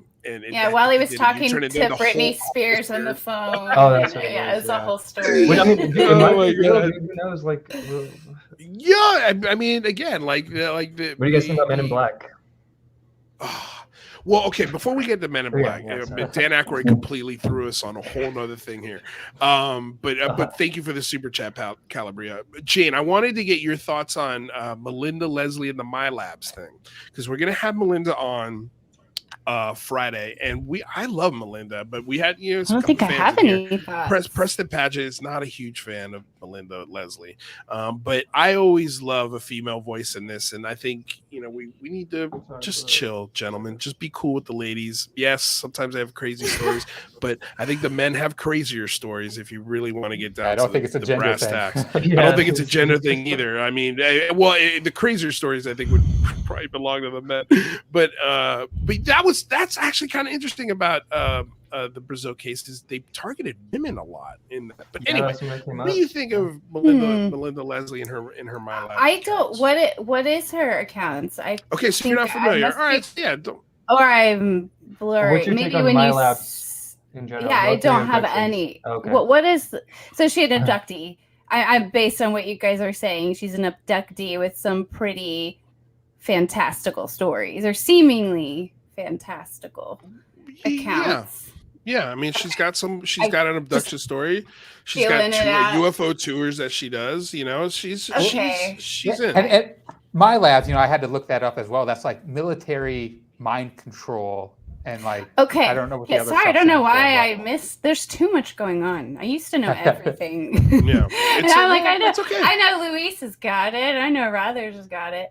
I mean, as far as mind control in general, there was a very dark period in my life where I went down the rabbit hole on that one, and so I mean, I don't know specifically what she's brought forward or what type of evidence. I mean, I would say what our friend Panda was suggesting earlier when I hopped on was whatever alien you're in contact with, whatever they're telling you, you need to take that with a grain of salt, right? So, when we talk about witnesses and contactees and abductees, yes, I do think we need to take their testimony for what it is and not project on it and make assumptions or try to change or alter it. But then we also have to document it and put that through a litmus test and the filter of, even if gray aliens are real and are really visiting and interacting with us, they could be completely lying to us. So it is dangerous if we start taking, oh, this is what the aliens told me as fact to base scientific progress around, right? So but yeah, I have to look into it more before I can say much beyond that. Yeah, same too. I need to look more. Michael Huntington says SSP, my lab's 20 and back, Tompkins, good, etc. Time to study up, and that's why we're having her on. Yep, I mean, like, see, like I don't really go in for the Mars exploration secret team, like this idea that breakaway we have a civilization. secret. Yeah, well, not even so much breakaway civilizations, but like this idea that we have this part of a government that is visiting Mars, that is using this technology to go across the star systems and doing things, like bases on Mars, like military members, like doing operations and contacting aliens on Mars. Like, I don't read into that stuff. So then, what is our secret space program doing? Because it definitely exists. We definitely don't know what it's doing, right? So what is it doing then? If it was doing something like that, it would be impossible. We wouldn't know, but we wouldn't know. So, like, what is it doing? Yeah, we would. Yes, we would, because something like that would be so expensive, Jane. It would quadruple the budget that we have now. You can't hide that kind of money. I'm suggesting that the astronauts in the NASA space program is a public space program, right? And I would certainly hope, that we would have a group of astronauts and space explorers that are not public facing, that do all the initial investigations. And they're actually there's actually a New York Times article that refers to a secret space program that disbanded, I think, in the 80s. That had over 30 astronauts. So what are their names? What were they doing? None of us know, right? It wouldn't shock me if we had a secret space program that was doing things similar to what NASA's doing and exploring space and maybe trying to understand how militarily they can operate there. That I no doubt for sure I think would be happening. What I'm saying is I don't think they have UFO type technology where they can go from here to Mars in the blink of an eye and set up, like, building bases on other celestial bodies would be you would need not like a $4 to $10 trillion budget for something like that. Well, like, I mean, it would not be cheap. Who knows? That's why it would be a breakaway civilization. Wait, rather, what'd you say? Well, who knows how expensive it would be if there is this brand new technology that, only the government has. Super elegant. I don't think that we are going to the Mars, but if we break out, it could be something very simple, right? Like the key to all of this. Maybe it runs on water. I'm open to being wrong, okay? But I'm just saying, like, if you're going to build a base on Mars, even if you had the vehicle to get there, you need contractors, you need materials, you need transport systems, you need all of these things that would cost money to build. And you're talking exotic materials, exotic propulsion, even if it's simple. The materials that they're made out of are not simple from what we can get. But NASA's making Mars colonization posters in 2011 publicly. So what were they doing secretly in 2011? So what I'm saying is we're about to publicly talking about colonizing Mars right now, probably within my son's generation. So I don't actually think it's that hard to imagine we're gonna get to Mars. Breakaway group, right? That may already be there. But we're going to get to Mars privately before we get there publicly. And the reason why is because it's too expensive for our government to afford. I don't think. Well, so that's what I'm suggesting is maybe we already have gotten there, and that's why we're so certain that we're going to go there, right? Remember, NASA said I think that's 60 years of space exploration. But NASA said the time for finding ET life is now. And if you don't say the time for finding something we don't know exists is now, unless you know it exists, right? So I think I'm just saying all that we know is what the public space program and NASA, tells us. So we can only speculate about what secret technologies we're working on, and that's why, of course, it's conflicting with the UFO topic because it's getting in the way, of trying to figure it all out. But we don't know. We just don't know. I would put everything I have that I know that we've not been to Mars with a human being. Oh, sounds like a bet. What's the bet? What's going to be that would be everything I own. We already have a drone. We already have a drone there. I'm not talking about drones, but that's different. That's different than sending a human there. Yeah, I get it. You know what I mean? Like you have to, it would take right now, if we could do it today, it would take at least, I believe, 8 months to get there.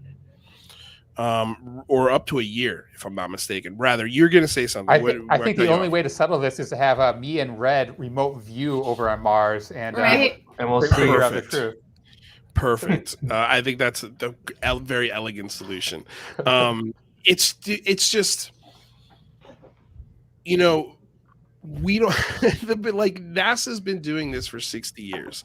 I think we figured out how to get on the moon, and we figured out real quick. Well, first of all, we beat the Russians there. That was the only reason we did it. And then once we accomplished that, it was pretty much mission over. But we never put any bases on Mars. Like we never put concrete or things with doors or domes. Like I just, it would have been so expensive to do it. I've never seen any evidence. Yeah, I've never seen any evidence for any Mars bases in all the years of research I've done. What I've seen evidence is that NASA is very much aware of life and water being on Mars in the past or possibly there today. Well aware, announcing it over and over and over and over again, telling us over and over and over again, like, we're going to get there, we're going to find life. So I definitely think that there is a secret component and that is aware of a lot of technology and possibilities we're not. Have we even, I don't even know, it might actually be the opposite, where we are less capable than we're letting on, right? And why haven't we been back to the moon, right? So, but I still think we're just in this position where we're not looking at the cards to the classic poker player analogy. And so if somebody does have evidence for some breakaway civilization and I see those theories out there, I'm gonna look at it and I'm probably not gonna be too shocked. I don't think I'd be like too blown away. If I'll look at it. I'm just not gonna spend I'll look at it too. days on it. It's not like it's I don't know what it is. Yeah. I just, knowing how budgets work, I just don't think, the budgetarily speaking, we would. I think there are toys. I think there are drones. I think there are maybe even craft that can get there.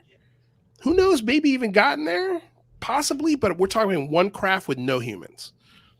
And I don't think we've established ourselves, with a concrete facility or, it would be so difficult right now. And I mean, look at what Elon Musk is doing. He spent, does anybody know how much money that guy spent? And he's going to be the first guy to Mars. He's going to be the first guy to put human feet on Mars. And the reason why he's done it in such a short time is because he doesn't have to go through the bureaucracy and the budget approvals that he would have to go through if he was a member of the government or looking for government approval to do these things. He's like, I'm pretty sure he's a trillionaire at this point. Like he started his own NASA, and that's how most human innovation works. Is the private industry is like somebody who's got the money, the funds, the drive to do it, does it. And that's what NASA was in the early 60s. We had the motivation, we had the reason, we dedicated the budget to doing this. So, and that established us as a dominant world power up until this day. But all of these things take money and just massive amounts of people to make it work. And if there was an easier way or more elegant way, I think an Elon Musk would have figured it out by now. Well, I think it would take a huge cover up too if there was, some manned things on the Mars. Because we have multiple spacecraft on Mars now. It's not just the United States either. China has landed there now. So they are orbiting it. They probably know everything that's going on the surface of that. And that kind of maybe ties it into another one of Red's videos about the UN and China's involvement in all of this. Mm-hmm. And we can talk about that. Let's talk about that. That was that was something I was really proud of because no one was really talking about it in the UFO community. And shout out to Occam. Let me make sure I get the numbers right. Do you guys know his numbers on Twitter? Occam 1129. Occam 1129. Yeah, he's great. I recommend everyone follow him. But he'd come across basically like all these different UFO researchers from all over the world were invited to China, like all expenses paid to have like, actually they were invited to, first China and then Russia. All expenses paid by like the Chinese government to basically bring it to the UN, like have a global coalition. It seems like with COVID, like that kind of stopped, and then a lot of those people involved went on to make ICER, which is that whole like San Marino UN thing. Mm-hmm. But yeah, I just found it very interesting, and like I was surprised like why our media didn't talk about the fact that like the Chinese government is officially like flying out UFO researchers from all over the world, because in China you can't like just talk about whatever you want over there, you know what I mean? Like the fact that government money was being used for this, it's like someone in mainstream media should have been like, why is this happening? But like no one talked about it.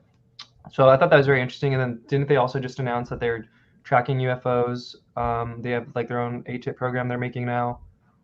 Like that's for sure. I'm sure they all have it, but yeah, the Chinese front is very interesting. And people are always like, oh, well, why is it only America? Da da da. And I feel like that's a perfect example of like, it's not, dude. Like trying to spend all this money to have this conference with all these UFO people, and they said their goal was to bring it to the UN. Like it wasn't just some random conference of like random UFO. Like this was all Chinese influenced, in my opinion. Was that the San Marino, Italy thing with ICER? Was China involved in that as well then? So I don't think so. I need a deep dive on that, and I'll probably do like a United Nations Part 2 where we like go like where we've been from there.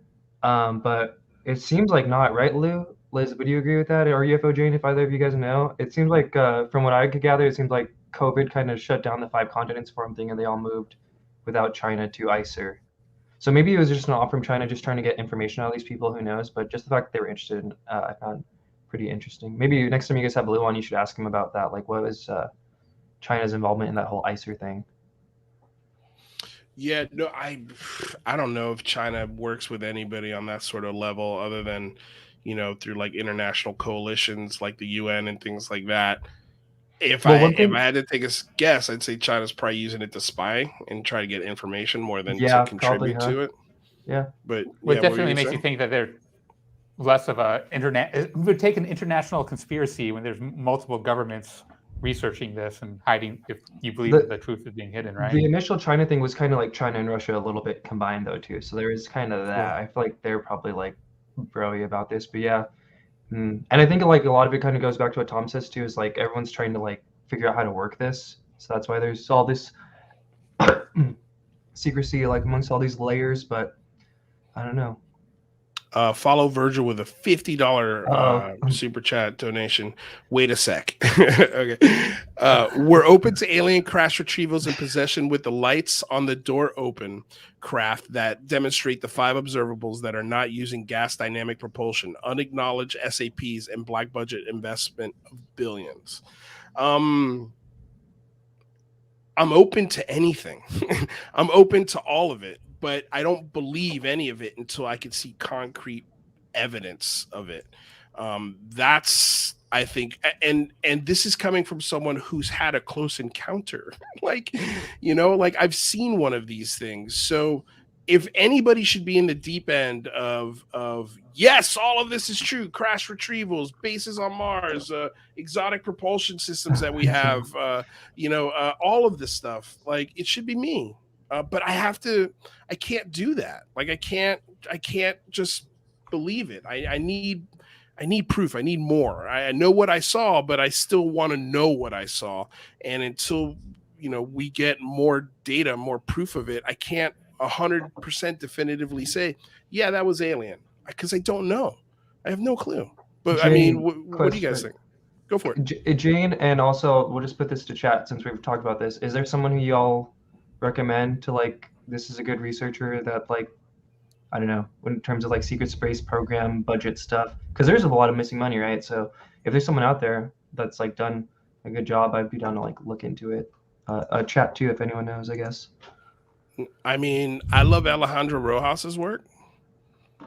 Does he touch on like secret space program stuff? So he touches on budget stuff a lot of the times, and sort of how it would work budgetarily speaking, but I can't think of anybody off the top of my head. Jane, do you know anyone? I can send you, the New York Times article and the different NASA press conferences and things that I've looked into in the years that gives me strong certainty that their public space program, right, that basically, you know, are greenlit to say or not say certain things. I have not seen, I think that there's clearly, you know, 1947, there were people that were privy, you know, to information about what could be ET tech. And so that turns into some kind of breakaway group that might be privy to it. But it doesn't, I don't think that they figured it out, you know, this group of people. Now, are they, when we talk about aliens contacting and abducting and communicating, are there aliens communicating with certain people, you know, that and they think that they're in the know and they know more than us? I mean, this is a really, really messy, complicated, confusing thing. And then when you talk about China and world governments, it's like, well, where are the aliens showing up? I mean, in Zimbabwe, right, they communicated to the children and had the message, but it was still the American media, right, that drove that story and covered it. So are the aliens trying to circumvent us? And they try, you know, but then they're showing up at our military sites, right? Yeah. So we talked about something earlier about Red's second episode about Tom DeLonge and like what a potential horrible truth could be, and like what if the government or someone knew that if the government knew or the public knew the truth, then the aliens would just come and wipe us out because they don't want us to know the truth or something like that. And I think part of that was that, so maybe a hypothesis would be that the government's keeping this all secret and is building up a secret space program to potentially fight off the aliens if the truth were to get out. Yeah, what do you think about something like that? Maybe, yeah. I mean, I think there's definitely like stuff like black budget stuff that we don't know about. So I mean, like, who's to say if I don't know, maybe it could be all the way to Mars, but I don't know. I hope Tom's wrong. So wait, what memo did I miss? I mean, where is any evidence for Mars bases? I've heard those ideas forever, but is there some new, I guess, some new energy around this, I guess, or just pure speculation at this point? I think we were talking about Melinda Leslie's coming on Friday, and she has some how did we get here? Dan Aykroyd out there theories about alien hybrids. And...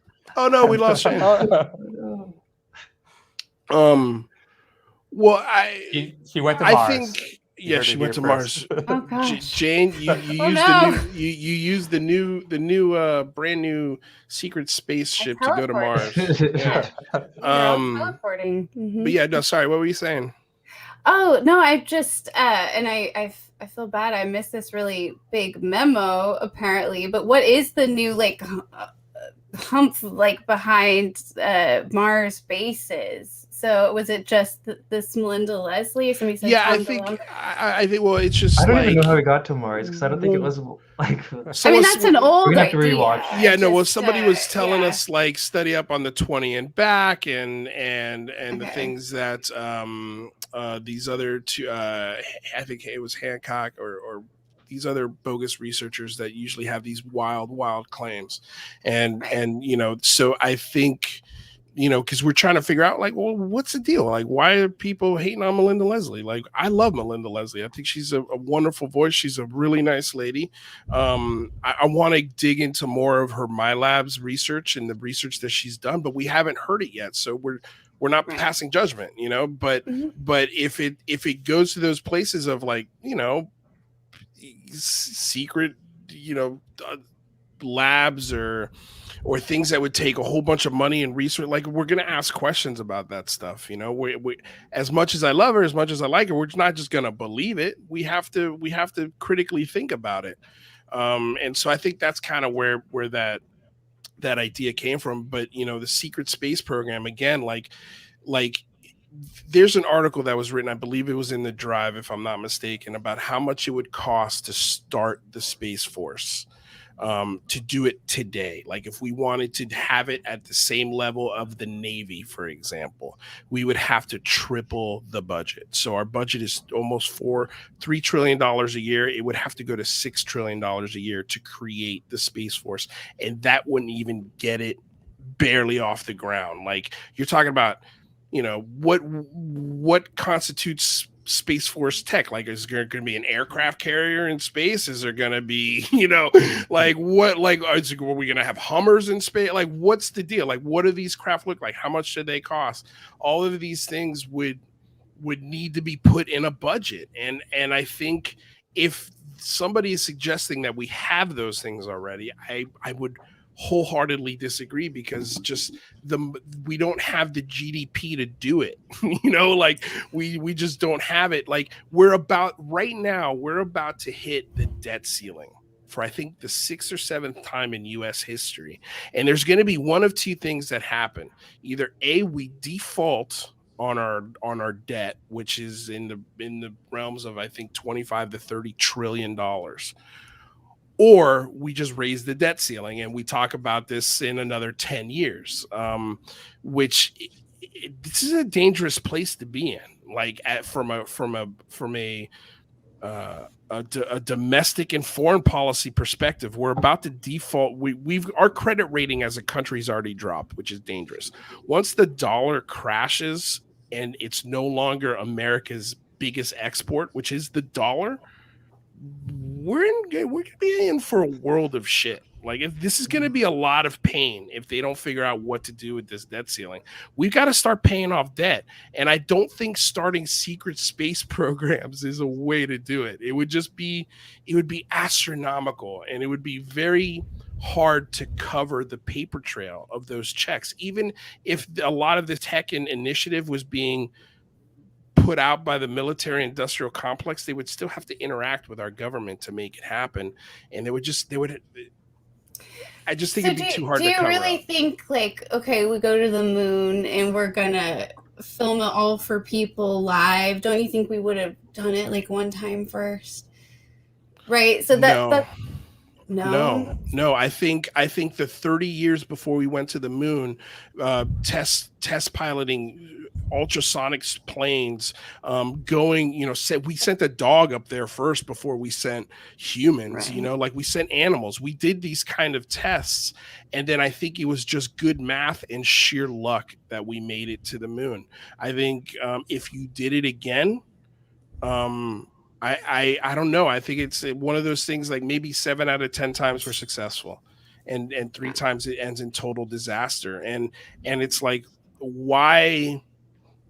First of all, it's super expensive to get to the moon. Mm-hmm. Like it's insanely expensive to do that. The space program throughout that time, that's why it died.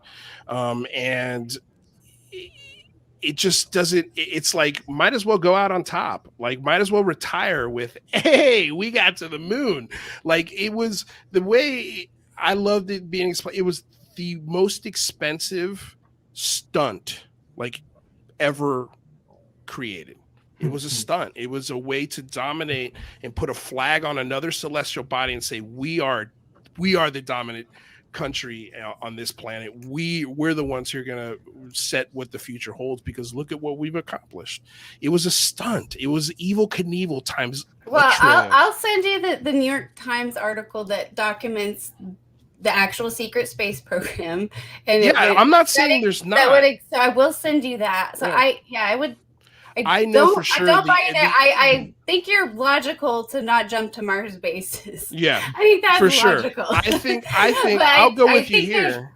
Probably but I we're think splitting hairs here. I think the Air Force. There's no doubt that the Air Force has sent up planes and secrets, space tech type things that are developed not for human ingenuity and curiosity. They're developed for weapons of war.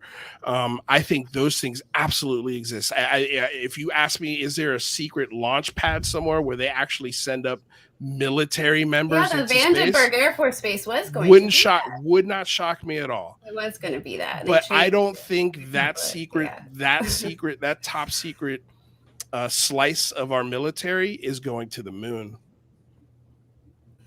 Yeah, I mean, I guess it's just we just don't know. No, we but don't I mean, know. the only way there's Mars bases, which again we have no evidence for that. The only way there is if there's a super rogue like breakaway situation. So there's so many if like things, right? So it's a circular argument where it's like you have to follow along, right, with that story. Some will say mythology, right? So it really does, I guess, go back to like what sources you trust. And again, if Melinda Leslie is saying the alien told her this, and that means that we're saying the alien is the source, and we're kind of right back to the beginning, right? Right. Of like, well, are they lying? So I think it's safer to assume there's no Mars bases, maybe, right? Yeah, no, for sure. That's why I assume there is none, you know. And if there was a civilization, it wouldn't shock me if there was a civilization there 1 billion years ago that was very similar to ours. That's what I think. I'm pretty sure NASA thinks that.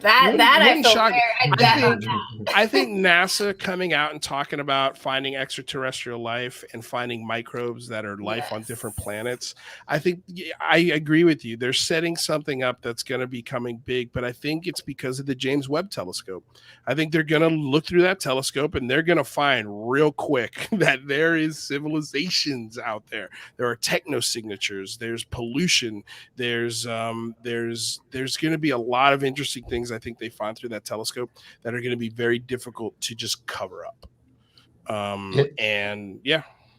Speaking of something big, Red, what do you got stewing for your next video?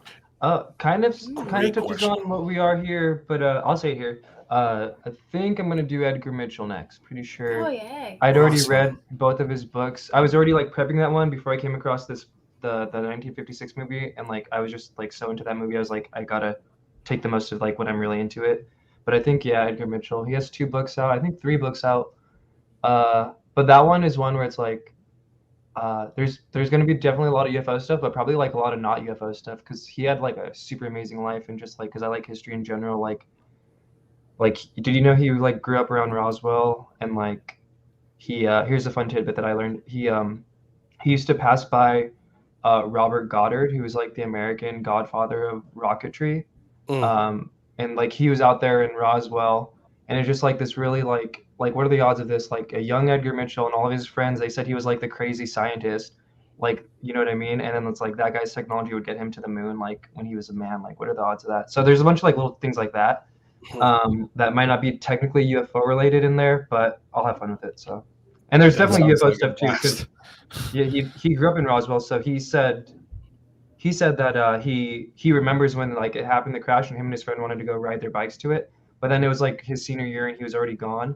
But when he had came back from the moon, this is according to him, and he was doing his like press tour, that's when people from his hometown like came up to him and started talking to him about like Roswell, which the important distinction is that that's before like Stanton Friedman rebroke the case.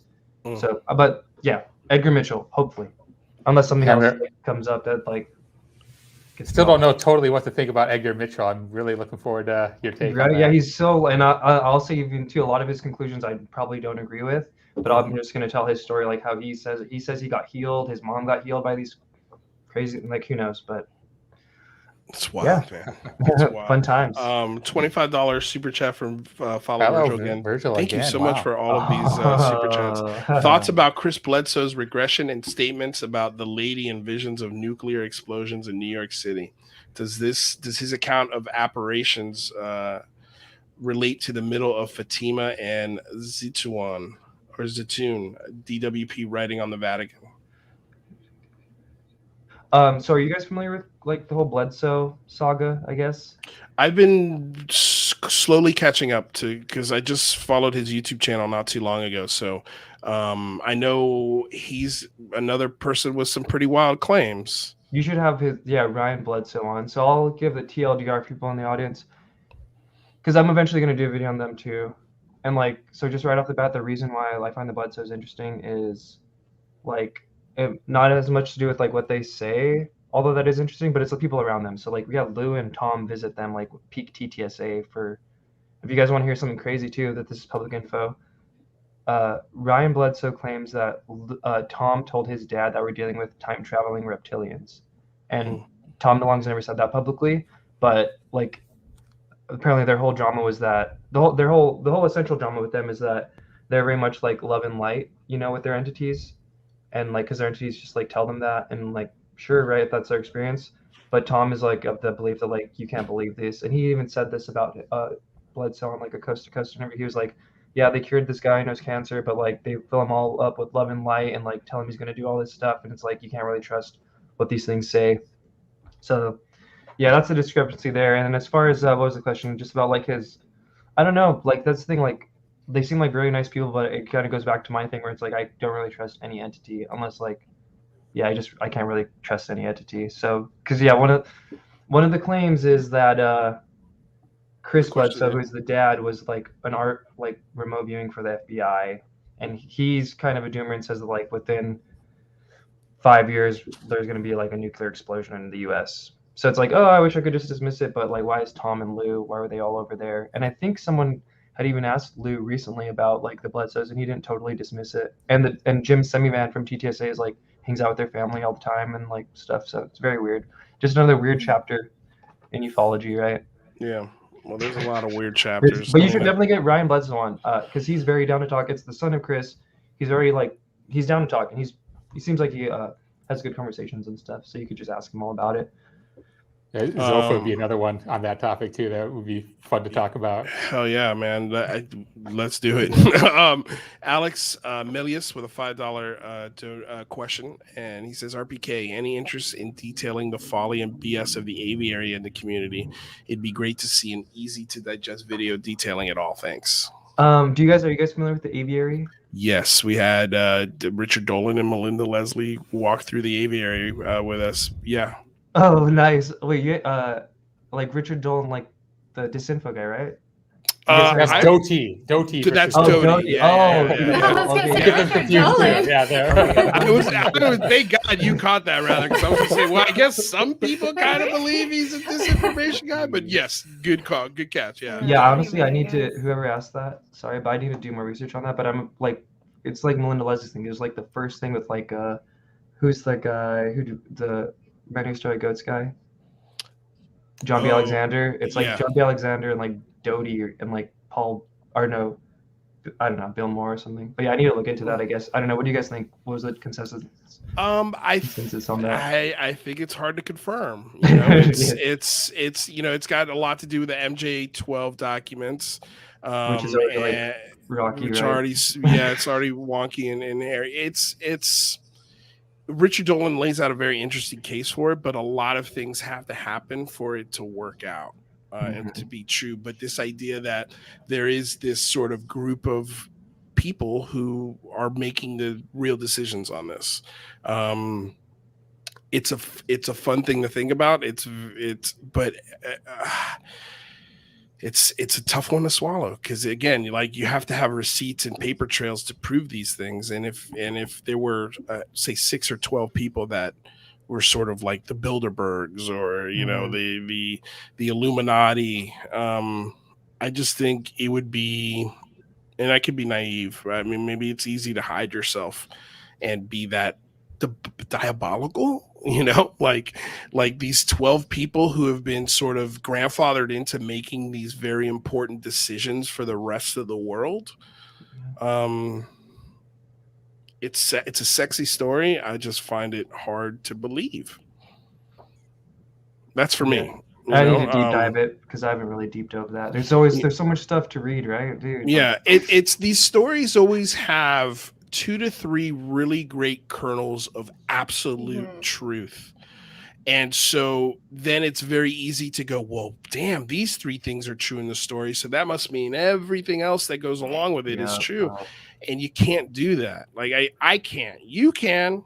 Go for it. Go for it. I'm not going to tell anybody how to do this, because there's no right way.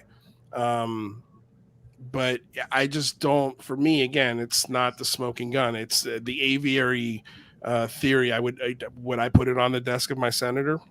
Nope. No chance. No chance in hell. But who knows? Maybe somebody from the aviary comes out and publicly admits it, that they were part of the aviary. I don't think so, but we'll see. Elizondo's dad. No, I'm just kidding. Yeah, exactly.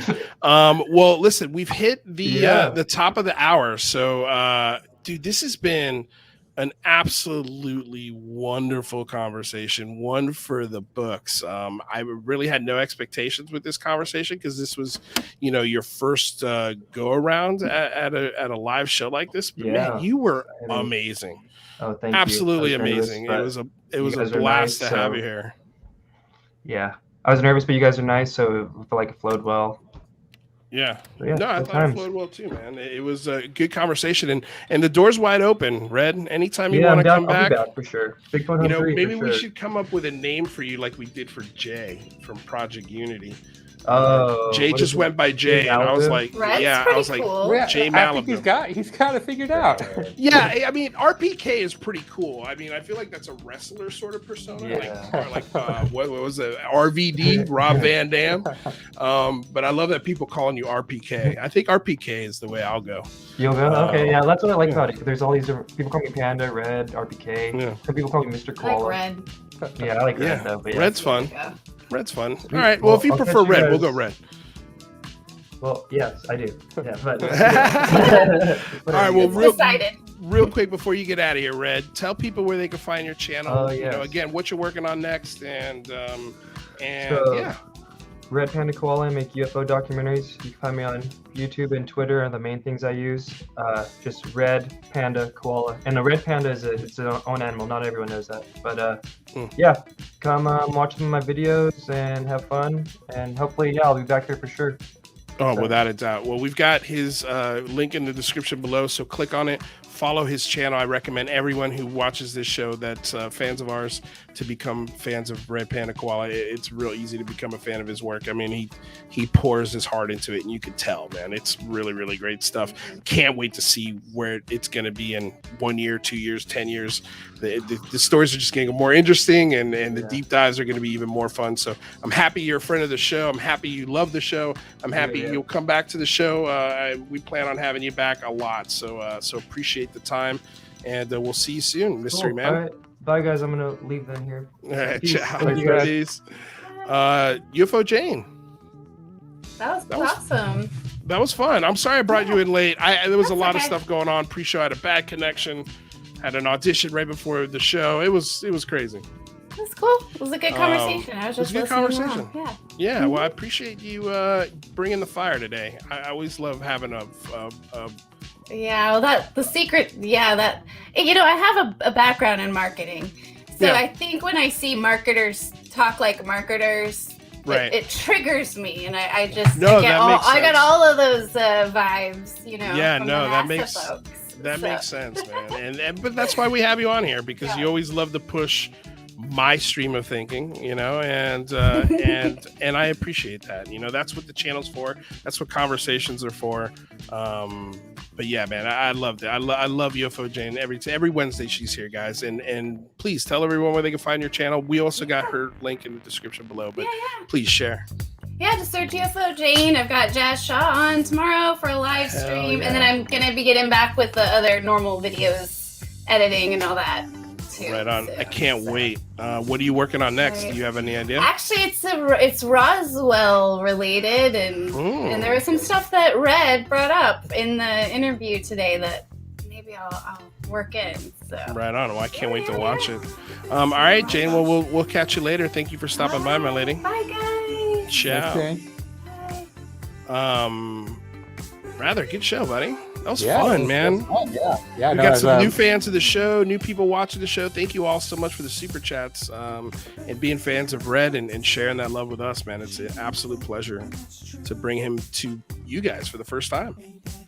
Yeah, I know he's good unscripted as well as scripted. He's got an intelligent guy. Indeed. Yeah, I would love to see him do some live streams on his channel.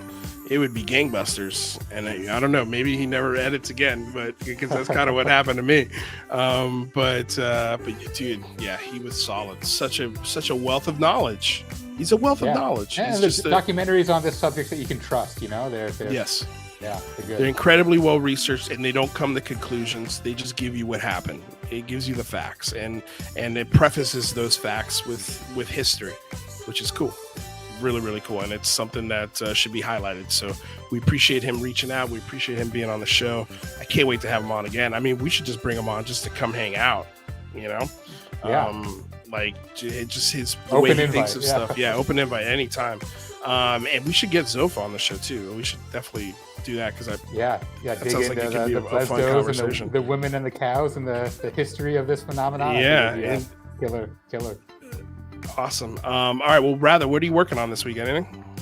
I've been kind of dabbling on trying to explore some of these topics that we were exploring today about Tom DeLonge's what keeps him up at night and what we might do with those theories. So, stay tuned to Rather Be Squidding on YouTube.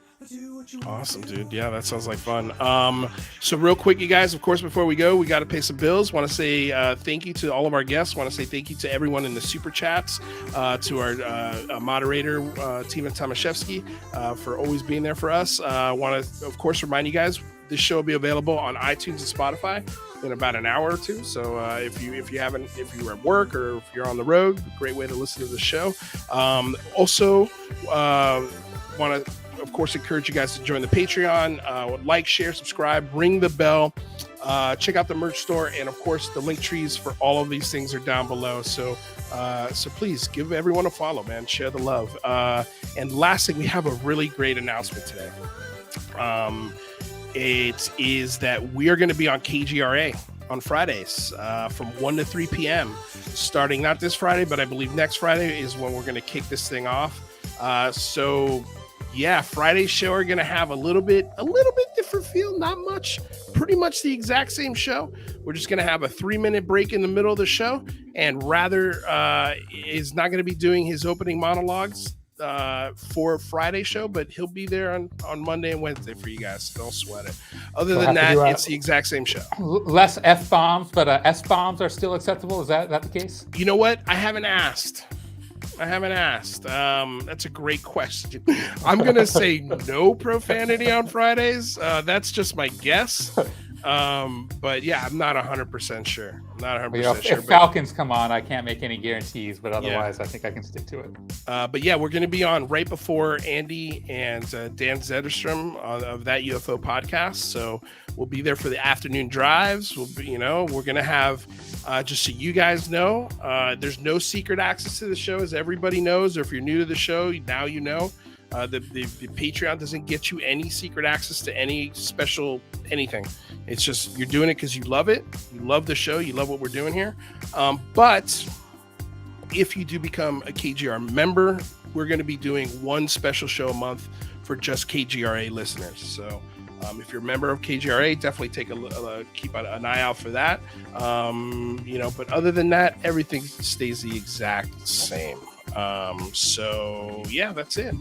That's the announcement. That's the big announcement we've been waiting to share with everyone. So we're super excited. We got Daniel Miller starting his show. We're going to have a name for the show, hopefully by this weekend. But his show starts this Tuesday, so keep an eye out for that.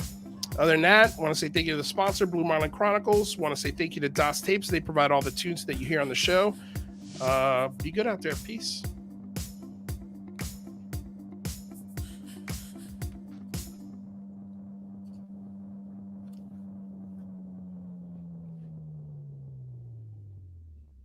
I'm going to tell you all right now, all of these wonderful people would not be here without Patreon supporters like you. If you enjoy credible news, reviews, and commentary on UFOs and UAPs 5 days a week, you want to support this show. What's your name? Marty. Marty, look how easy this is, Marty. Pick up your phone. Boom! You're a Patreon member. I mean, look, it's so easy. You just click the link, which is right here. Just for $1 a month, you can support this show. Just fill out the information and pledge what's comfortable for you.